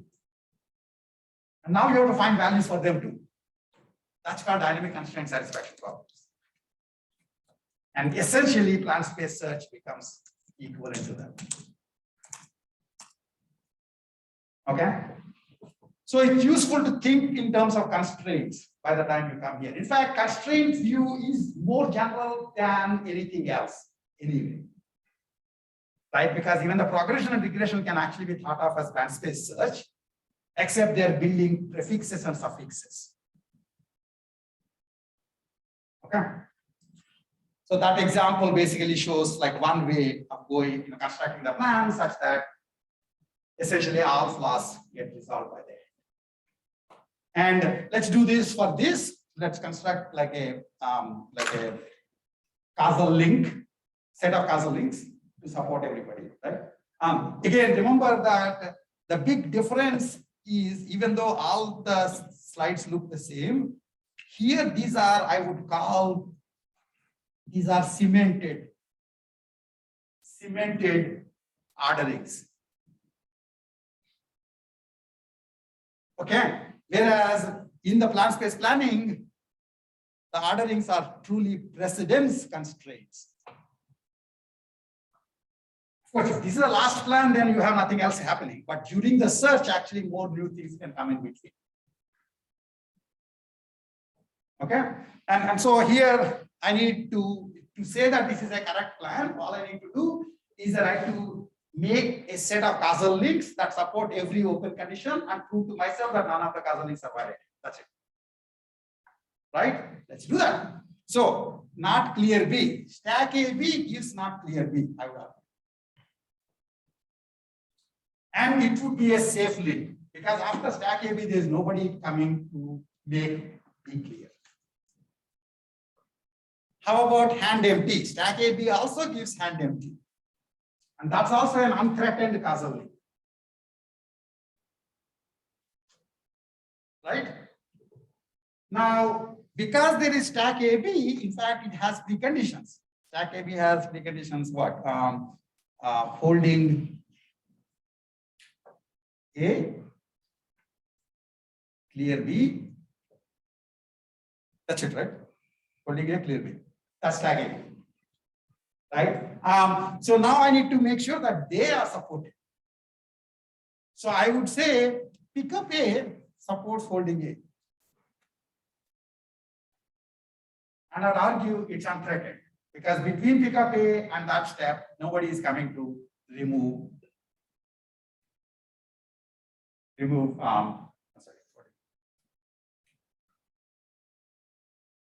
holding A. Okay, and then clear B is supported from here. Actually, during the search, it would have been a simple establishment because the action already was present. In fact, this, if you put stack AB to support not clear B, then you got hand empty as a simple establishment because your step added for stack, not clear B. But then you didn't have to add a new action. You could use the same action to also give the other. Right? Okay, so these were, and again, once again, here I'm supporting clear B, and it turns out that the clear B, pickup A is not violating clear B. Right? So it's an unthreatened cousin. Right? And then pickup A is itself has its P conditions, which as I said are clear A and hand empty. Those are the preconditions of pickup A. Right? And they were supported because hand empty was given by this. Okay? And clear A was given by this. Now every open condition has a causal link. None of the causal links are violated, so that's proof that the plan works. You guys see this? Now notice that there is a search involved. Hand empty is given by two different guys. The initial state gives hand empty, stack AB gives hand empty. At two different places, two different actions are giving hand empty. Imagine you try to make this condition. Then it would have worked. You realize that, right? If you put that as the contributor, it wouldn't have worked, because if you put this as the contributor, when you did what you did, hand empty. When you did pick up A will give not hand empty. That would be an unsafe link that you could have removed, because it can't go before the initial state, it can't come after the goal state. Notice that this is all after the fact. I mean, in search, a dump search, you consider every possible thing, every possible way of supporting hand empty, and figure out that it's not working. So the reason partial satisfaction planning, on one hand, as I said last time, partial plan space planning, so not partial, plan space planning is actually very localized proof. Right? Because you're just saying everything that I need, there is somebody and nobody comes to stop it. So I basically proved to myself that everything I need to do, somebody is giving it, and I made sure nobody screws up after that. So it's a very, flexible way to think of plans. And I would argue that probably it's very hard to actually make psychological assumptions, but I would say that at least most of us tend to make plans for life this way. We only have precedence constraints. We don't have immediacy constraints. There's almost nothing that you ever do, including wearing two shoes, that is contiguous. Wear a first shoe, check the cell phone, mimic some texts, laugh, do something else, and then if you remember, do the second shoe. If two shoe tying is not contiguous, what the heck is contiguous in the world? This is what I'm saying. As long as after you tied one shoe, you didn't shoot that foot, your plan is going to work. You understand what I'm saying? So it's a much more flexible way of thinking about plans. But with the flexibility comes the problem that now plans are really constraint sets. They are sets of ordering constraints and causal link constraints. And just like regression was essentially a partial state, so they are themselves constraints, and we saw that sometimes a set of constraints might well wind up not having a solution. That's what happened in that regression thing where you have a dead state. So this dead state problem can be even bigger for plan space plans where you have a bunch of constraints and in fact they're actually inconsistent and you can't see that. So you keep expanding it further and further. So from a search perspective, it's actually a worse, systematic search is actually not that great in plan space plan. Implanting search can work. In fact, the LPG that I mentioned earlier in the beginning of the class, does hill climbing search on plan space plans. Pretty much that's what it does. Just like you could do satisfiability using, how many of you remember, bin conflict search, where you guess an assignment. And if it doesn't violate any of the constraints, you're done. Any of the clauses, you're done. If not, pick a clause, pick a variable taking part in the clause, flip it. And then see, for every type, every variable that you try to flip, you can count how many clauses are now unsatisfied. And pick the flip that winds up having the least number of clauses unsatisfied. That will be locally promising hill climbing search, where you're computing gradient empirically by counting the number of clauses that are violated. And if you ever get to a point where the current complete assignment is already satisfied, I mean, already satisfies all the constraints, then you're done. So in fact, you can do that sort of an idea for plan space planning too, because in fact, an empty plan can be a complete plan. Because if I said originally, if I, for example, said this is the initial state, my goal is to have just clear A. The best plan is empty plan, do nothing, because A is clear in the beginning. Just use them. So the reason empty plan is not a solution here is because it still has open condition flaws and unsafe link flaws. Actually, only open condition flaws. Then you put in actions or do unsafe link, this thing, and then count the number of new flaws and then try to do hill research. That works quite well. LPC actually works very well. Okay. Questions? So the thing about plan space planning is that it's not that anybody does search that way, but understanding it's a very useful insight into how planning should be done. How if you could do planning that way, your life would be much simpler because you're not making any premature commitments. In fact, plan space planning is also called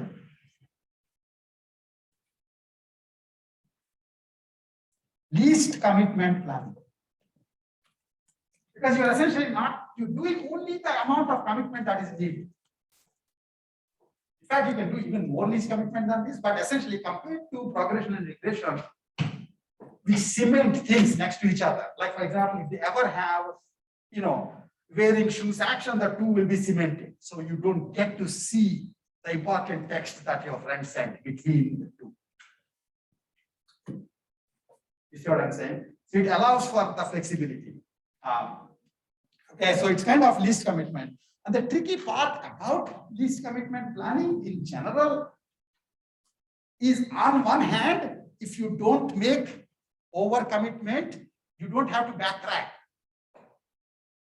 On the other hand, if you don't make any commitments, you don't know where the heck you are. You see what I'm saying? Like the people who say, it's too early to decide what I will do in life. I'm going to make a plan, but it's too early. Like I really need to figure out more and more information. And you could wait until you're 99 years old. Right? But at any given point of time, you have no idea whether or not any goals have been satisfied. Where are you? So that's a pure least commitment plan.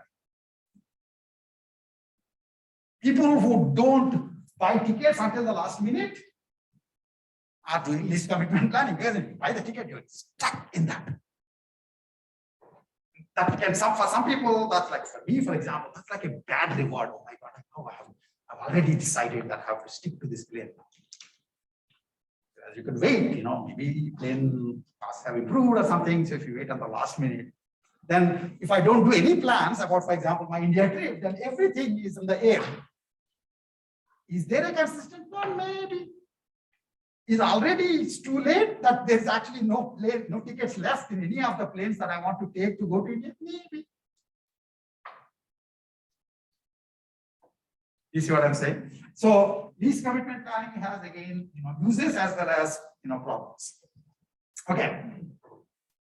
You have to remember that planning is actually search in the space of plans. It's not in the space of states. Progression and regression make it look as progression makes it look as if planning is in the same space of states as the world states. That is true for the progression. By the time of regression, it's no longer true. Because in regression, it's actually searching in the space of sets of states. Weirdly enough, regression is closer to how you would deal with partial observability. Because in case of partial observability, initial state itself is a set of states. And their progression itself will do search in the space of states. Regression is already doing search in the space of states. Once you come to plan space planning, even that analogy is gone. In fact, really the only thing that holds is you are searching in the space of plans. What are plans? Searching in the space of the candidate solution for a planning problem. So for example, the candidate solution for a satisfiability problem is a truth-falsity assignment for all the variables. Right? That's a candidate solution. So similarly, a candidate solution for the planning problem is a sequence of actions. It's just a sequence of actions. It can be arbitrarily long, but it is just a sequence of actions. Okay. So any plan, just as a partial assignment in the CSP search tree corresponds to a whole bunch of complete assignments. So for example, you started doing CSP search and you put this variable is true, then you basically have only 2 power k minus 1 complete assignments where this variable has to be true, the others can be true or false. You're splitting the solutions into different buckets. Okay. In the case of planning, you can say that progression and regression and plan space planning essentially start with a set of all ground action sequences implicitly. And when they put constraints, when they have constraint sets in different branches, those constraint sets correspond to possibly disjoint, hopefully disjoint sets of ground action sequences. And that is the view. If you look at it that way, then in essence, you are thinking of planning as a refinement search, where essentially each of these ideas, progression, regression, and plan space planning, there are 3 different refinements. There are just 3 different ways of splitting a bag. The bag of, infinitely large bag of ground operator sequences. Progression splits it by saying in this branch, the action sequence must start with A1. In this branch, it must start with A2. In this branch, it must start with A3. Regression splits it by saying in this branch, it should end with A1. In this, it should end with A2. In this, it should end with A3. Space planning says in this branch, there is an A1. In this branch, there is an A2. In this branch, there is an A3. You understand what I'm saying? If you do it that way, then they're basically all the same. And in fact, you can do some progression, some regression, and some plan space planning. Is that a good idea? Not necessarily, but it helps you realize that they're all connected. You can do a unified planning, refinement planning, where you do, for a while you expand the prefix, then you expand the suffix, then you start doing stuff in between and rinse and repeat. The progression is always expand the prefix. Regression is always expand the suffix. Plan space planning is never have any prefix or suffix. Just keep putting stuff in the middle. And this view also allows you to say there can be 2 actions, A1 and A2, that are cemented together, but are not cemented either to the initial state or the goal state. That's like you must wear your shoes one after other. You should not wait for checking tests. So right shoe, left shoe, right next to each other. I can do that if I combine.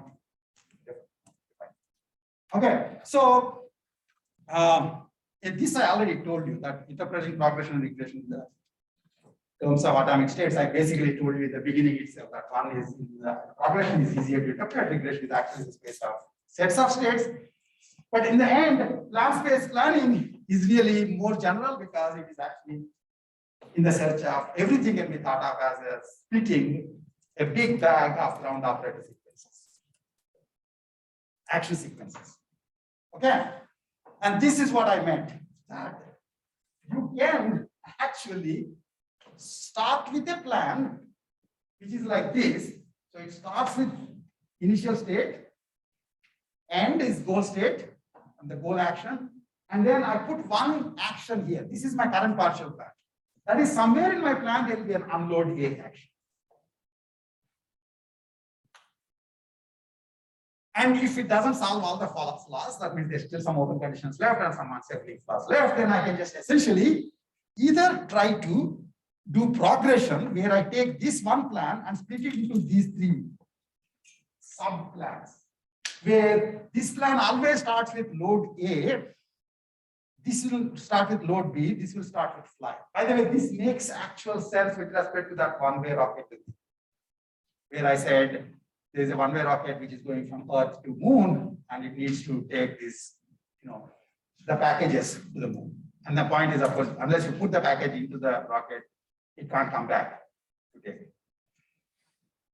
Okay, so you can do load A, you can do beginning, and load A is the beginning action, fly as the beginning action. It turns out that the fly as the beginning action, if you understand one-way rocket domain, will not have any solutions. Because first fly, it's like you can't shoot first and ask questions later. If you fly, then you don't have A and B inside the rocket, then you're dead. You guys see that? But this is search. We didn't know at the beginning. So we put all these three, and then it turns out one bag has no solutions. It's not that it's empty, it just doesn't have any solutions. A dead plan is that it has not even a single ground sequence. A non-solution bearing plan is even harder to detect because the only way to check is whether you can actually find a plan inside. But you guys see that the sequence that starts with the fly for one-way rocket domain won't have a solution in the end. Right? Because if you fly, then how are you going to get A and B inside? And your search algorithm will figure it out. It's just that upfront it doesn't know, so it needs to put stuff. And similarly, the regression one would do it like this. And a plan space one can do this. You see what I'm saying? And you can combine these refinements together if you want. And this is what I was doing at some point of time, and it turns out that actually it's a great pedagogical tool, at least if I may say so myself, because I wrote this paper, and so you better say very nice things about it on the answer. But it doesn't necessarily work any faster in the search. In the unifying frameworks are great for understanding what's happening, but individual pieces might wind up working better. But it's actually useful to understand that, ultimately all planners really do search in the space of ground action, sets of ground action sequences. And then, while FSR and BSR commit to both position and relevance of actions, plan space planning essentially doesn't constrain the position. It just leaves the action floating about in the middle of the beginning to the end. Because of which it actually can become partially ordered, because you can have, let's say, a plan which has A1 in it, and then which is supposedly giving P, let's say, to the goal. And then I need to give Q to the goal too. I'll put somebody else who will give Q. I know that that guy has to come after the initial state and before where the Q is needed, but I don't need upfront any ordering between these two actions. So why commit if you don't have ordering between the actions? Like, for example, you need to wear shoes.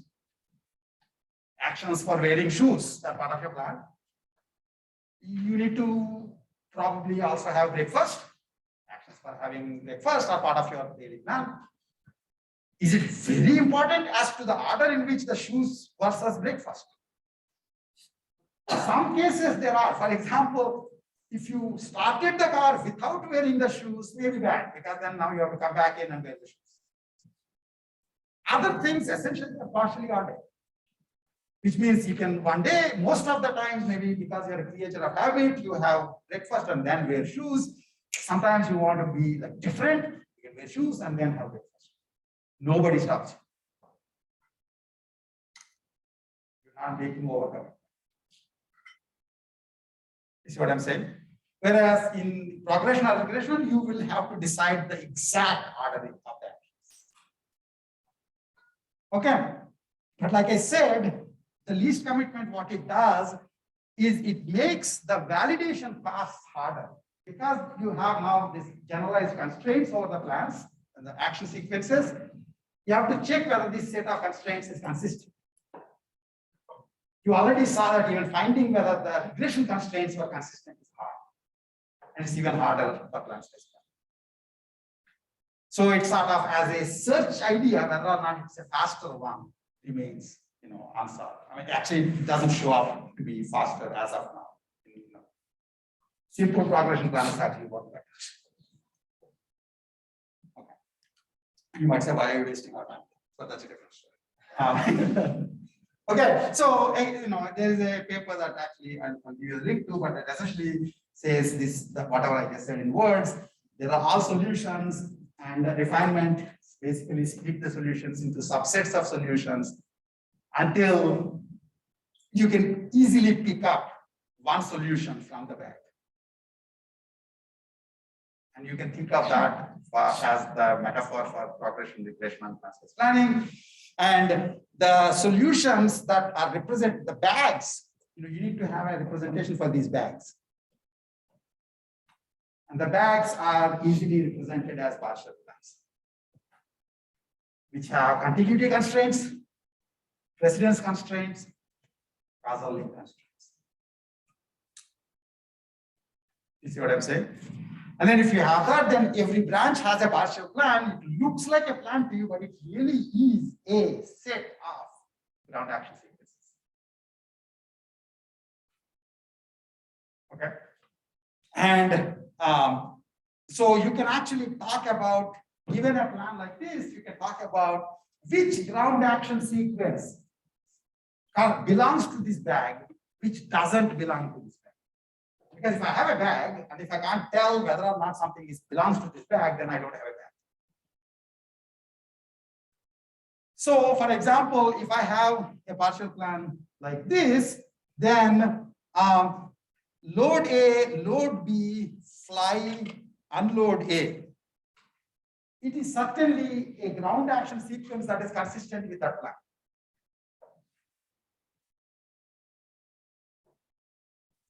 Right? How about the sequence load B, load A, fly, unload A? It won't be, because load B is supposed to come after load A. There is no sequence for that plan that can start with load B, because it has to start with load A. Right? And more interestingly, load A, load B, fly, unload B, unload A, where this unload B doesn't exist in this plan at all. It's in the bag. It's in the bag because it's basically, these are already precedence relations. New actions can come between actions. So in fact, candidate sets can be potentially infinitely large. Okay. And then so similarly, this one is not a candidate and this one is not a candidate because one violates an ordering constraint, one violates a causal link constraint. So I kind of implicitly defined the candidates. And so when I'm doing these refinements, I'm making the candidate set smaller and smaller, such that what are called the minimal candidates, which are essentially a topological sort on the partial plan, I can check if any of the minimal candidates is a solution. If so, I say, yeah, I'm done. Okay. And then the refinement planning thing basically just does this. So I start with the plan set. If the plan set is empty, fail. That means it doesn't correspond to even a single ground action sequence, you fail. If, on the other hand, a minimal candidate of P is a solution, return it, you're done. Now, whether or not, how you check whether it's a solution, you can use the progression proof, regression proof, causal link proof, I don't care. Okay. And select a refinement, otherwise, select a refinement strategy R of the three that you already know is either progression or regression or class based refinement. There are others, but these are good. Pick one of them, apply it to get a new plan set. Call yourself recursive.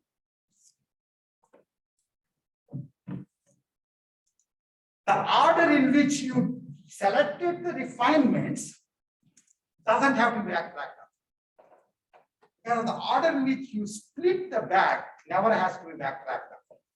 The order in which the subtags are searched has to be backtracked. If one doesn't work, you have to do the other way. Okay. So that's basically like a very generalized view of what all these three are doing. And if you understand it, it's kind of a useful pedagogical thing. Then there is a paper that I put a link to it. It's actually back in 1997. In 1996, I gave like a invited talk at IIII before they went to bond, and then I wrote that up, saying that this is a way of looking at all plans together, all planning algorithms together. And so actually, you can think of a partial plan as having head step, because if you have a prefix, there is a last step of the prefix, that's the head step. Similarly, if you have a suffix, you can have a tail step, which is the last beginning part of the suffix. If there's a suffix, there's a beginning part of the suffix, and if there's a prefix, there's an ending part of the prefix. And then there is a head fringe, which is the other steps that come after the head step.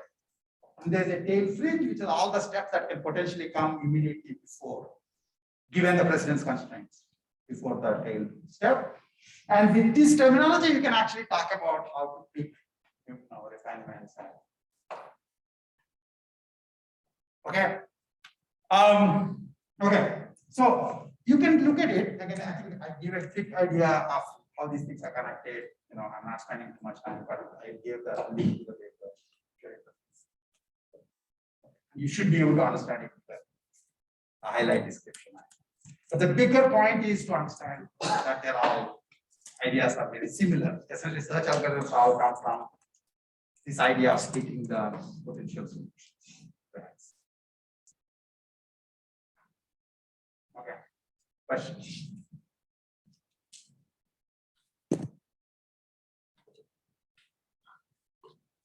No questions?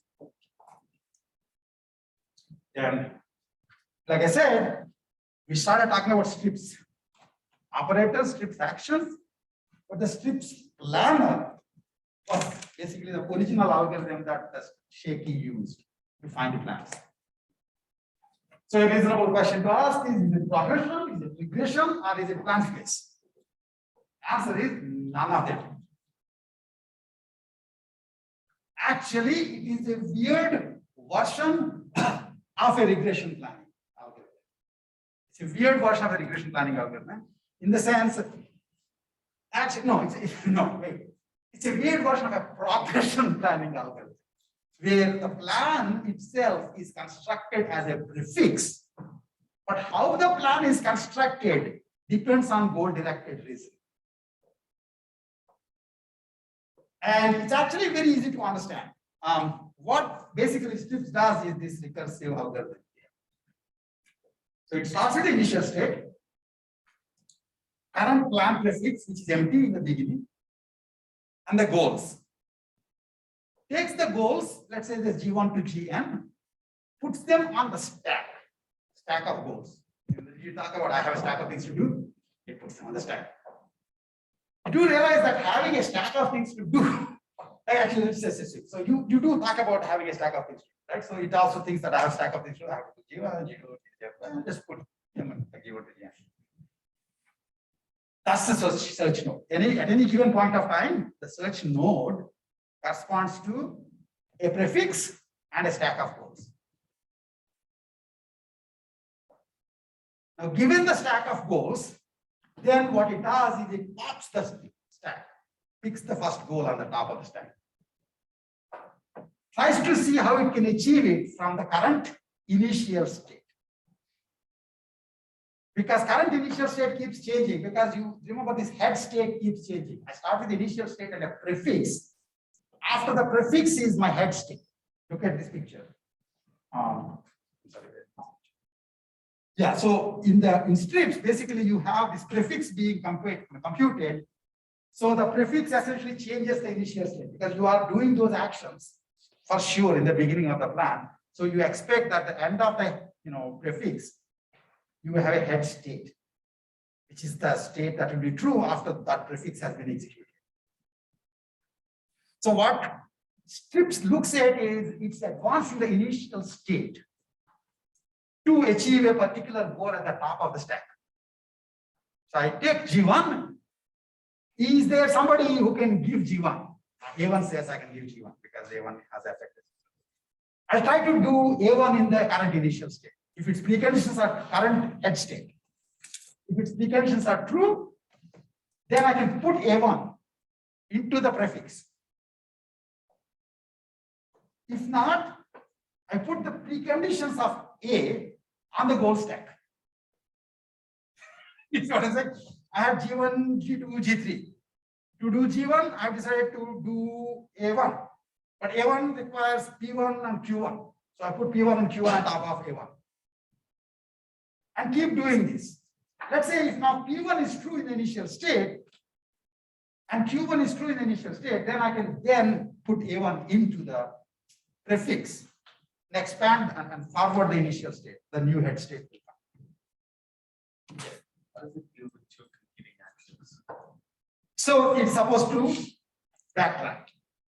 Okay, one very interesting thing, and this is actually happening again in AI right now, is the original strips algorithm didn't really believe seriously that backtracking is a thing. In fact, there's a beautiful thing that for the longest time in this particular search, in general search, as well as in this particular planning search, people would just airily say, backtracking will be used as needed, which actually means that you are completely ignoring the heuristics for search and ignoring the efficiency of search. Not only that, actually, strips also made in the description of the algorithm, they didn't make it clear, for example, that you don't just, if you have G1, G2, G3, how do you put them on the stack? G1, G2, G3, G3, G1, G2, G2, G1, G3. It turns out that actually for it to even have any hope of being complete, it has to consider every permutation of subgoal sets and put them on the stack. Did the strips paper say that? Nah. Look, it works. Now I feel as if we are back to that. Essentially, in general AI, it works. What do you want? There is a problem, and here's a policy. I had some, empirical studies. It works. The question of would it have worked under certain, certain well-defined conditions? Is there a proof for that? Which actually, as many of you know, I say that the difference between the hacker and the computer science person is that computer science person cares about correctness and optimality. Tries to prove it and then to heck with it. I just forgot it. And the hacker doesn't care. And we are slowly becoming, AI goes through these cycles of what are called neat and scruffy cycles.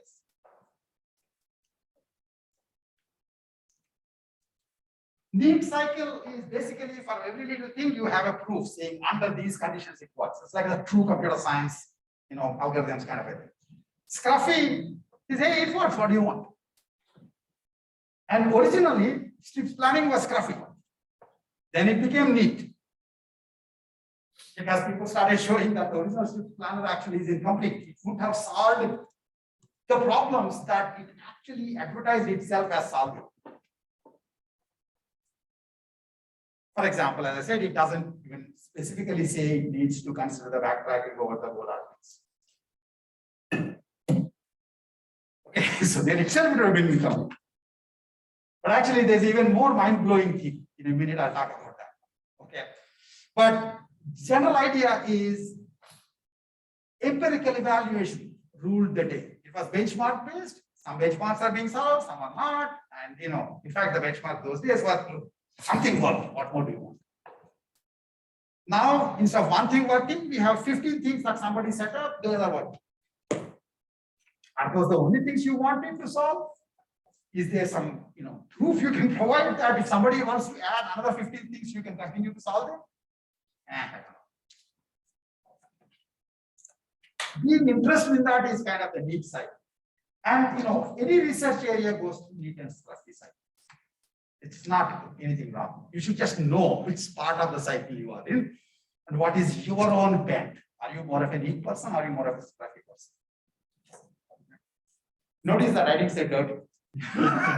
Fluffy is kind of. Okay, so this is basically the thing. So you put the goals and in a permutation, and then you put the action to support the top goal, and then if it's the double, you expand, you forward the prefix. If not, now you work on the sub goals recursively. The difference basically is that you are only doing it recursively. So you try to complete one sub goal completely before you go to another sub goal, because you put it in a stack. You put the stack as G1, G2, G3 until there is a situation where the head state contains G1, you will never consider G2. Do people understand this? Because that's how stacks work. The only way you can pop a goal off the stack is it is true in the head state. The only way strips will have empty plan is the original set of G1, G2, G3 allowing it true in the initial state. Pop, pop, pop, you're done.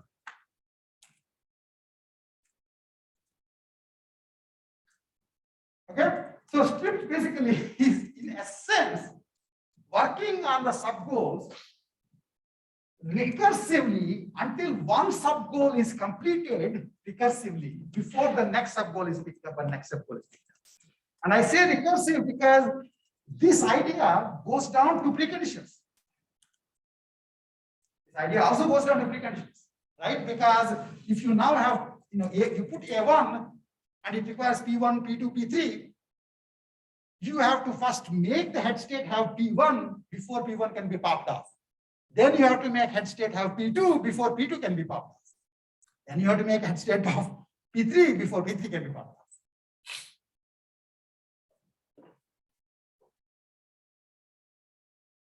It looks like a very reasonable thing. This is what you would do. I have a bunch of things. I put a stack of things, a goal stack. I complete the stack and I feel good. Did you guys realize that goal stack is a dumb idea? That's the reason we don't actually complete plans.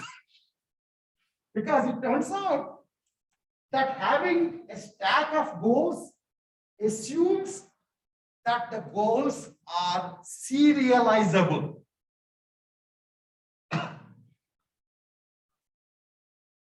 You understand what I'm saying? You don't get to interleave plans for G1 with the plan for G2 with the plan for G3. But in real planning problems, plans are all interleaved. We tend to psychologically think, yeah, I have 4 things to do. I'll do the first thing, then I'll do the second thing, then I'll do the don't disturb me. I'm working on the first thing.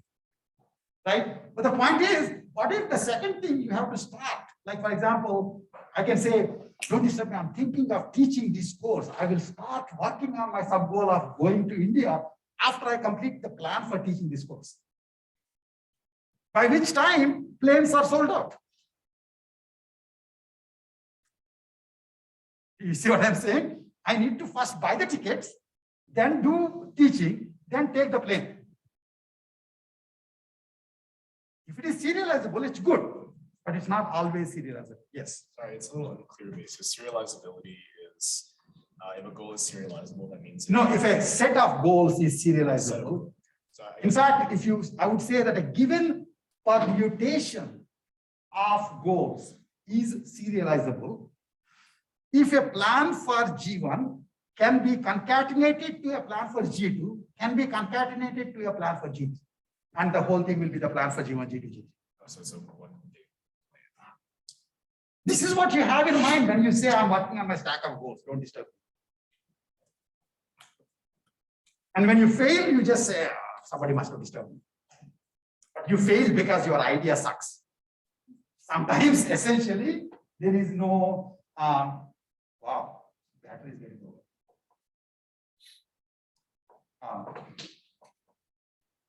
If I say close, the whole thing closes or what? I don't know. Closes. Okay, that's good. Okay. And, I still have 15 minutes. So, does anybody have like an Apple connector? Okay, thank you. It could have been done 5 minutes before, but fortunately. No, I need an actual Thunderbolt one, the one that I got one. Anyway, as I'm getting that, not the USB-C, but like that. As I'm getting there, let me say, I actually remember, I thought I should get this time. So strips essentially makes what is it essentially makes natural.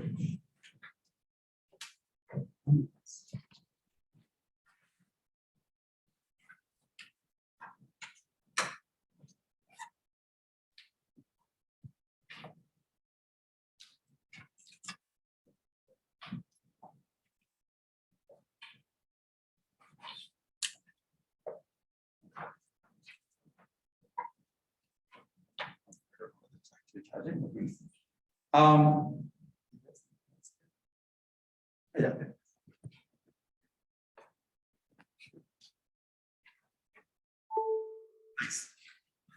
That's very good. 5 minutes extra. That's what unfortunately. Okay, so strips is incomplete. Strips is incomplete for lots and lots of reasons because they didn't even talk about backtrack. But imagine they actually talked about backtrack. Imagine they actually considered all possible permutations of goals when they're putting in on a stack. Even then it is incomplete.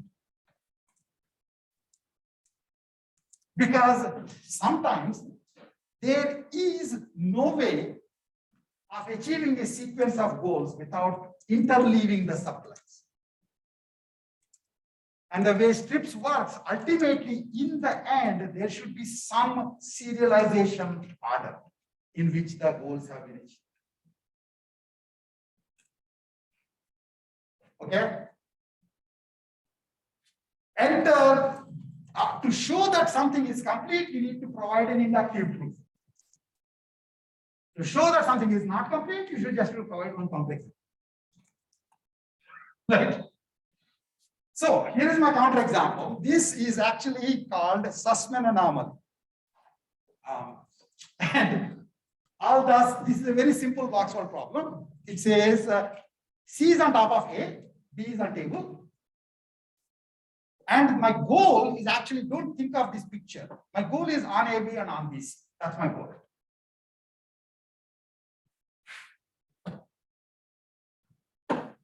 So there are only two options. It's like two goals, G1, G2 or G2, G1.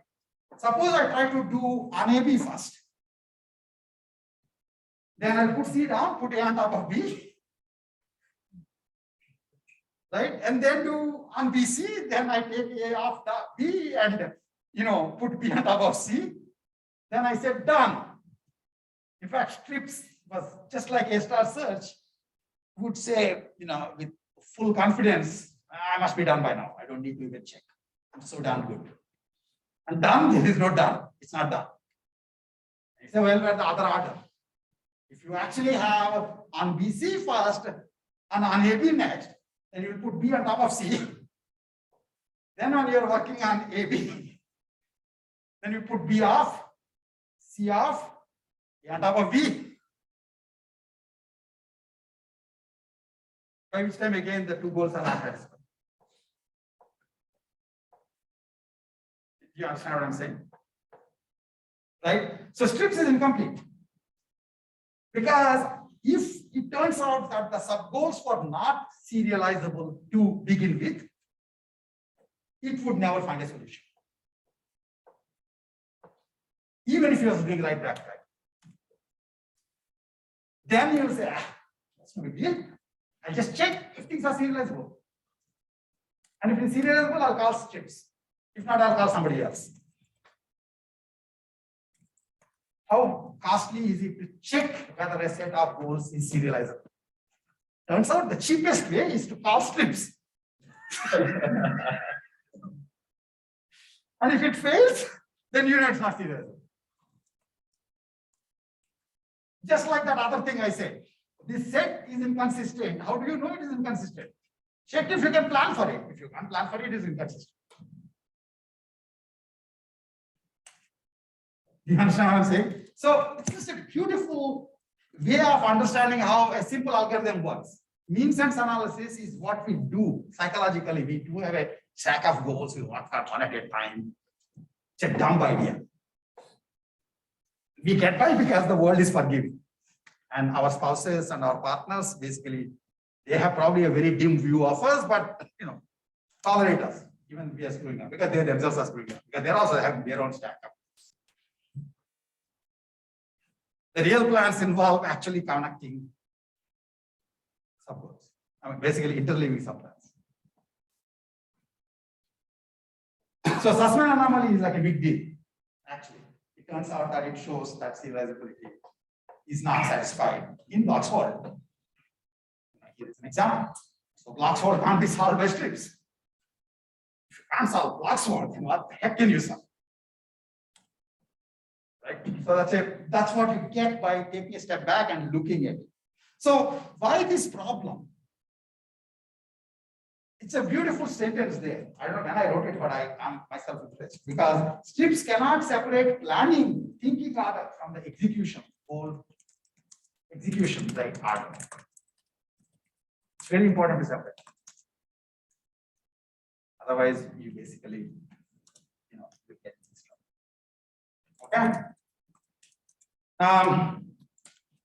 Okay. So before I go forward, I actually made 2 points. And they're actually important. One is, if I did not say on A, B, on B, C, but I actually said on A, B, on B, C, on C, D.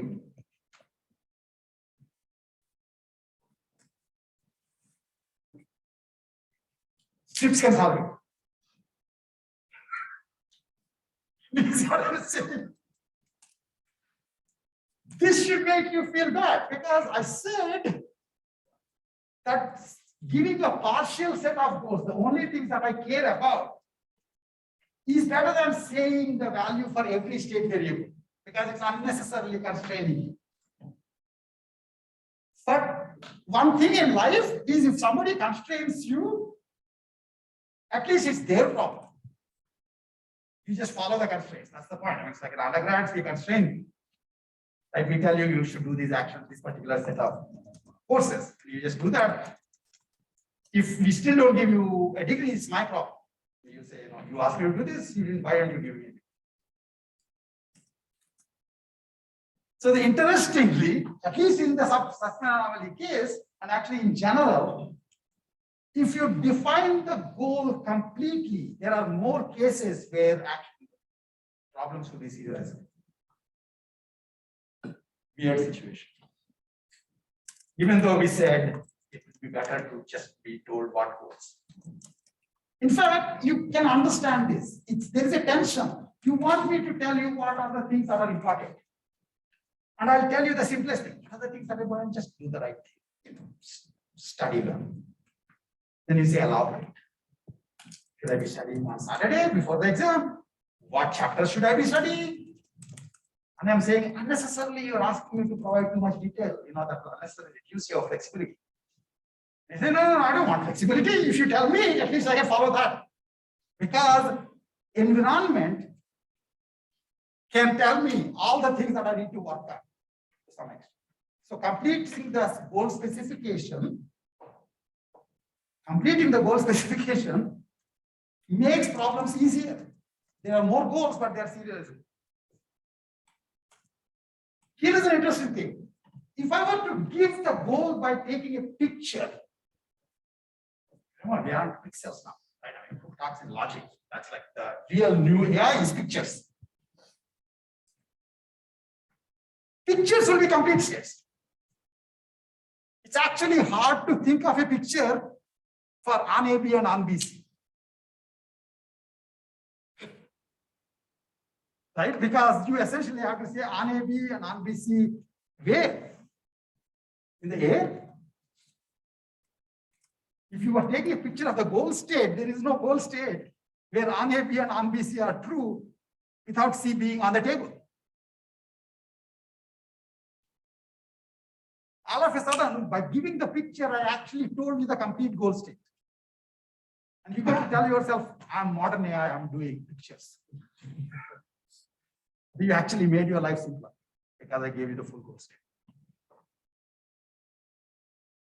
You understand what I'm saying? Pictures actually are specific, very specific. It's very hard to, human civilization wouldn't have been where it is if we couldn't deal with disjunction, which is not very natural for us, but we have to deal with it. Pictures don't allow for disjunction. If you put too much disjunction, it looks like a bunch of noise. It's like, somebody is having a stroke, lots and lots of blocks at different positions. And actually, many of the paradoxes in human reasoning, or seeming paradoxes, are because we do pictorial reasoning left alone. Remember that thing? I think I may mention it. The one where I don't know. This probably is dated, but it's worth still pointing out that. So the man and his son are going somewhere to fries, and they are at a level crossing. Basically there was no gate. So the father said, no problem, just go through the gate, and then the train came, hit the car, right? And then right away the car got destroyed. The father died on spot. The son was taken to the hospital, wheeled into the emergency room. Many of you have heard about this, I'm sure. Okay. And then the surgeon comes and says, I can't operate with my son. And at one point of time, because of the way the society, it was more of a paradox because people will think, how can this happen? And part of the reason, to the extent it is happening to any of you, is because you can't think of a doctor without thinking of a male versus a female doctor. And you have to, naive reasoning essentially commits to one possibility. Not surprisingly, you are likely to commit with higher probability to the possibility that seems to be appearing in front of you more often. Lo and behold, you will have a paradox. There's no paradox, obviously. If we stuck to that kind of paradox, we wouldn't have been here.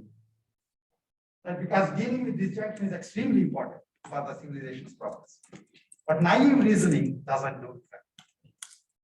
Because, so when we say we are visual thinkers, that's as good a deal as we do goal stacks.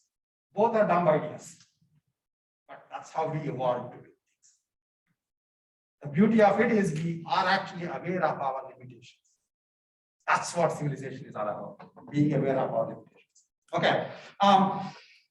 Okay, so last part for today is complexity of search with Stip's operators. I already told you this. Stip's planning is piece-based complete, and I told you why it's piece-based complete. That's done that. So before I'm setting up in the next 3-4 minutes, I'm setting up for the next class, and you will actually read this planning graph tutorial that I will send you the paper on.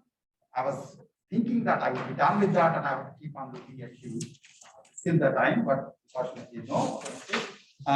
So anyway, the question, of course, is strips, it has its problems. even if sub-goals are serializable, it doesn't mean that the problem is easier to solve, because in fact, you have to consider the serialization order. In fact, serializability is not something that improves the search speed too much. It is an unnecessary assumption that just leads to loss of completeness, but doesn't necessarily improve speed. In fact, it turns out that if you have n sub-goals at the top level, then there are n factorial permutations,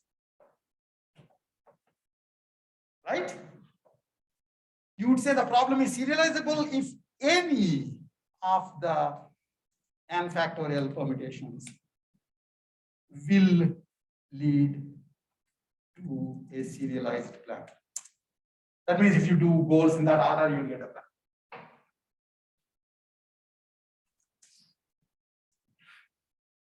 Okay. Now, that's pretty large amount. If you have like 100 goals, then you have 100 factorial serialization orderings, and you have to consider all of them and backtrack over all of them. What sort of a fat lot of good you did to me by telling me that it's a serializable problem. So people then came up with this idea called trivially serializable and laboriously serializable.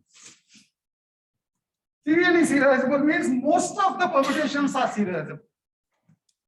Laboriously means very few of them are. Really, what you care about is trivial serializability. Otherwise, it's not going to affect your efficiency. One other thing that I forgot, and actually that's kind of more important to mention, that is, remember I said if you make the goal state complete, serializability happens for Susman and Amman. There is another way. There is another way. Suppose I did work on BC first, then on AB.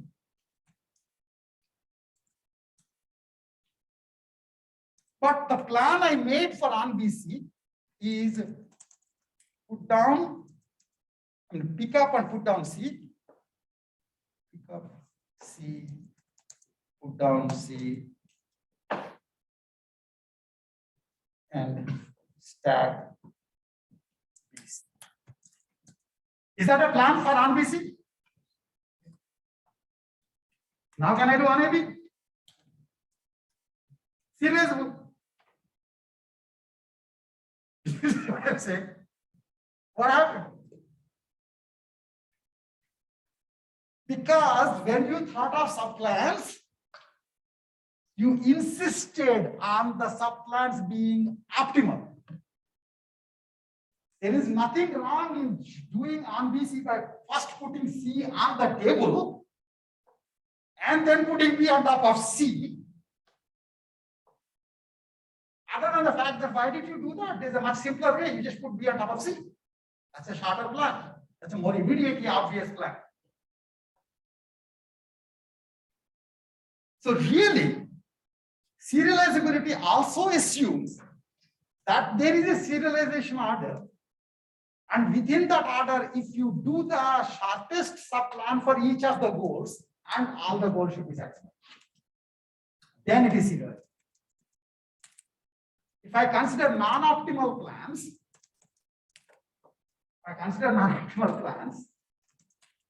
this problem is gone. Why don't we consider non-optimal plans? Because there is no end to them. You see what I'm saying? In fact, given a plan, think about this. This is actually like a great idea. Given any plan, you can say this much of the plan is for some goal and this rest of the plan is for the other goal. If there are two goals, you can always find that.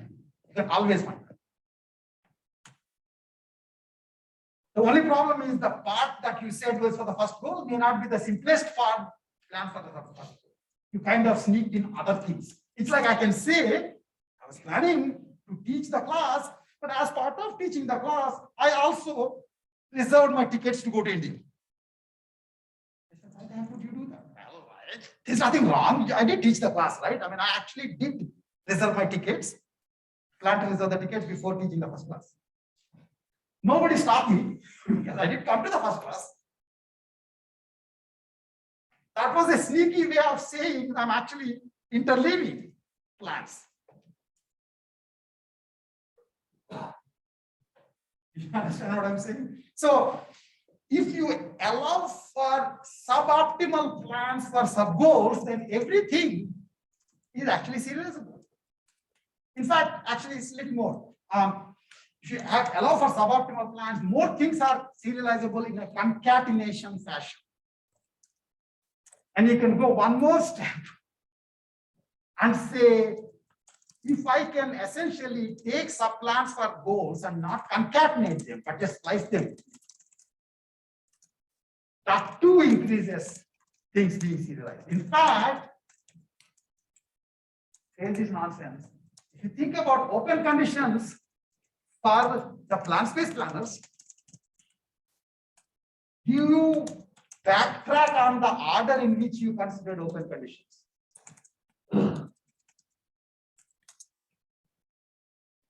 You didn't. Why not? Because you're not doing contiguity orderings.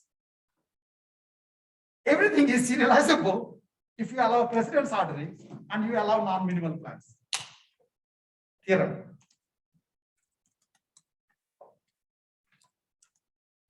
Okay, simple problem, very simple problem. Precondition effects. Looks like all you can do is blocks world. Some bozos are doing it for video games.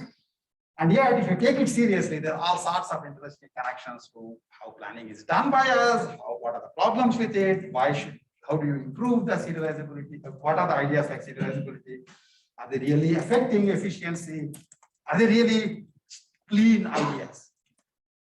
Because many of them have these assumptions in built that serializability assumes contiguous optimal subplans. You can't assume if you have a theorem. Okay, so I'll stop here. What we'll do next class is we'll talk about what are, given the progression, regression, plan space search, state space and plan space search, what would be good heuristics from the A-star search project? How would you go about doing heuristics? And it turns out that these are connected to the ideas of sub-goal interactions. We talk about two kinds of interactions, positive interactions. That means if you achieve this goal, the other goal becomes easier to achieve. Negative interaction, if you achieve this goal, the other goal becomes harder to achieve. The worst case scenario is when I make the sub-goal one goal, the other goal becomes impossible to achieve because these two goals are mutually exclusive. And somewhere in between. And then I come up with heuristics. Okay, and I'll make you look at the planning graph heuristics paper and what is it? That was I went through it all makes sense to me. I just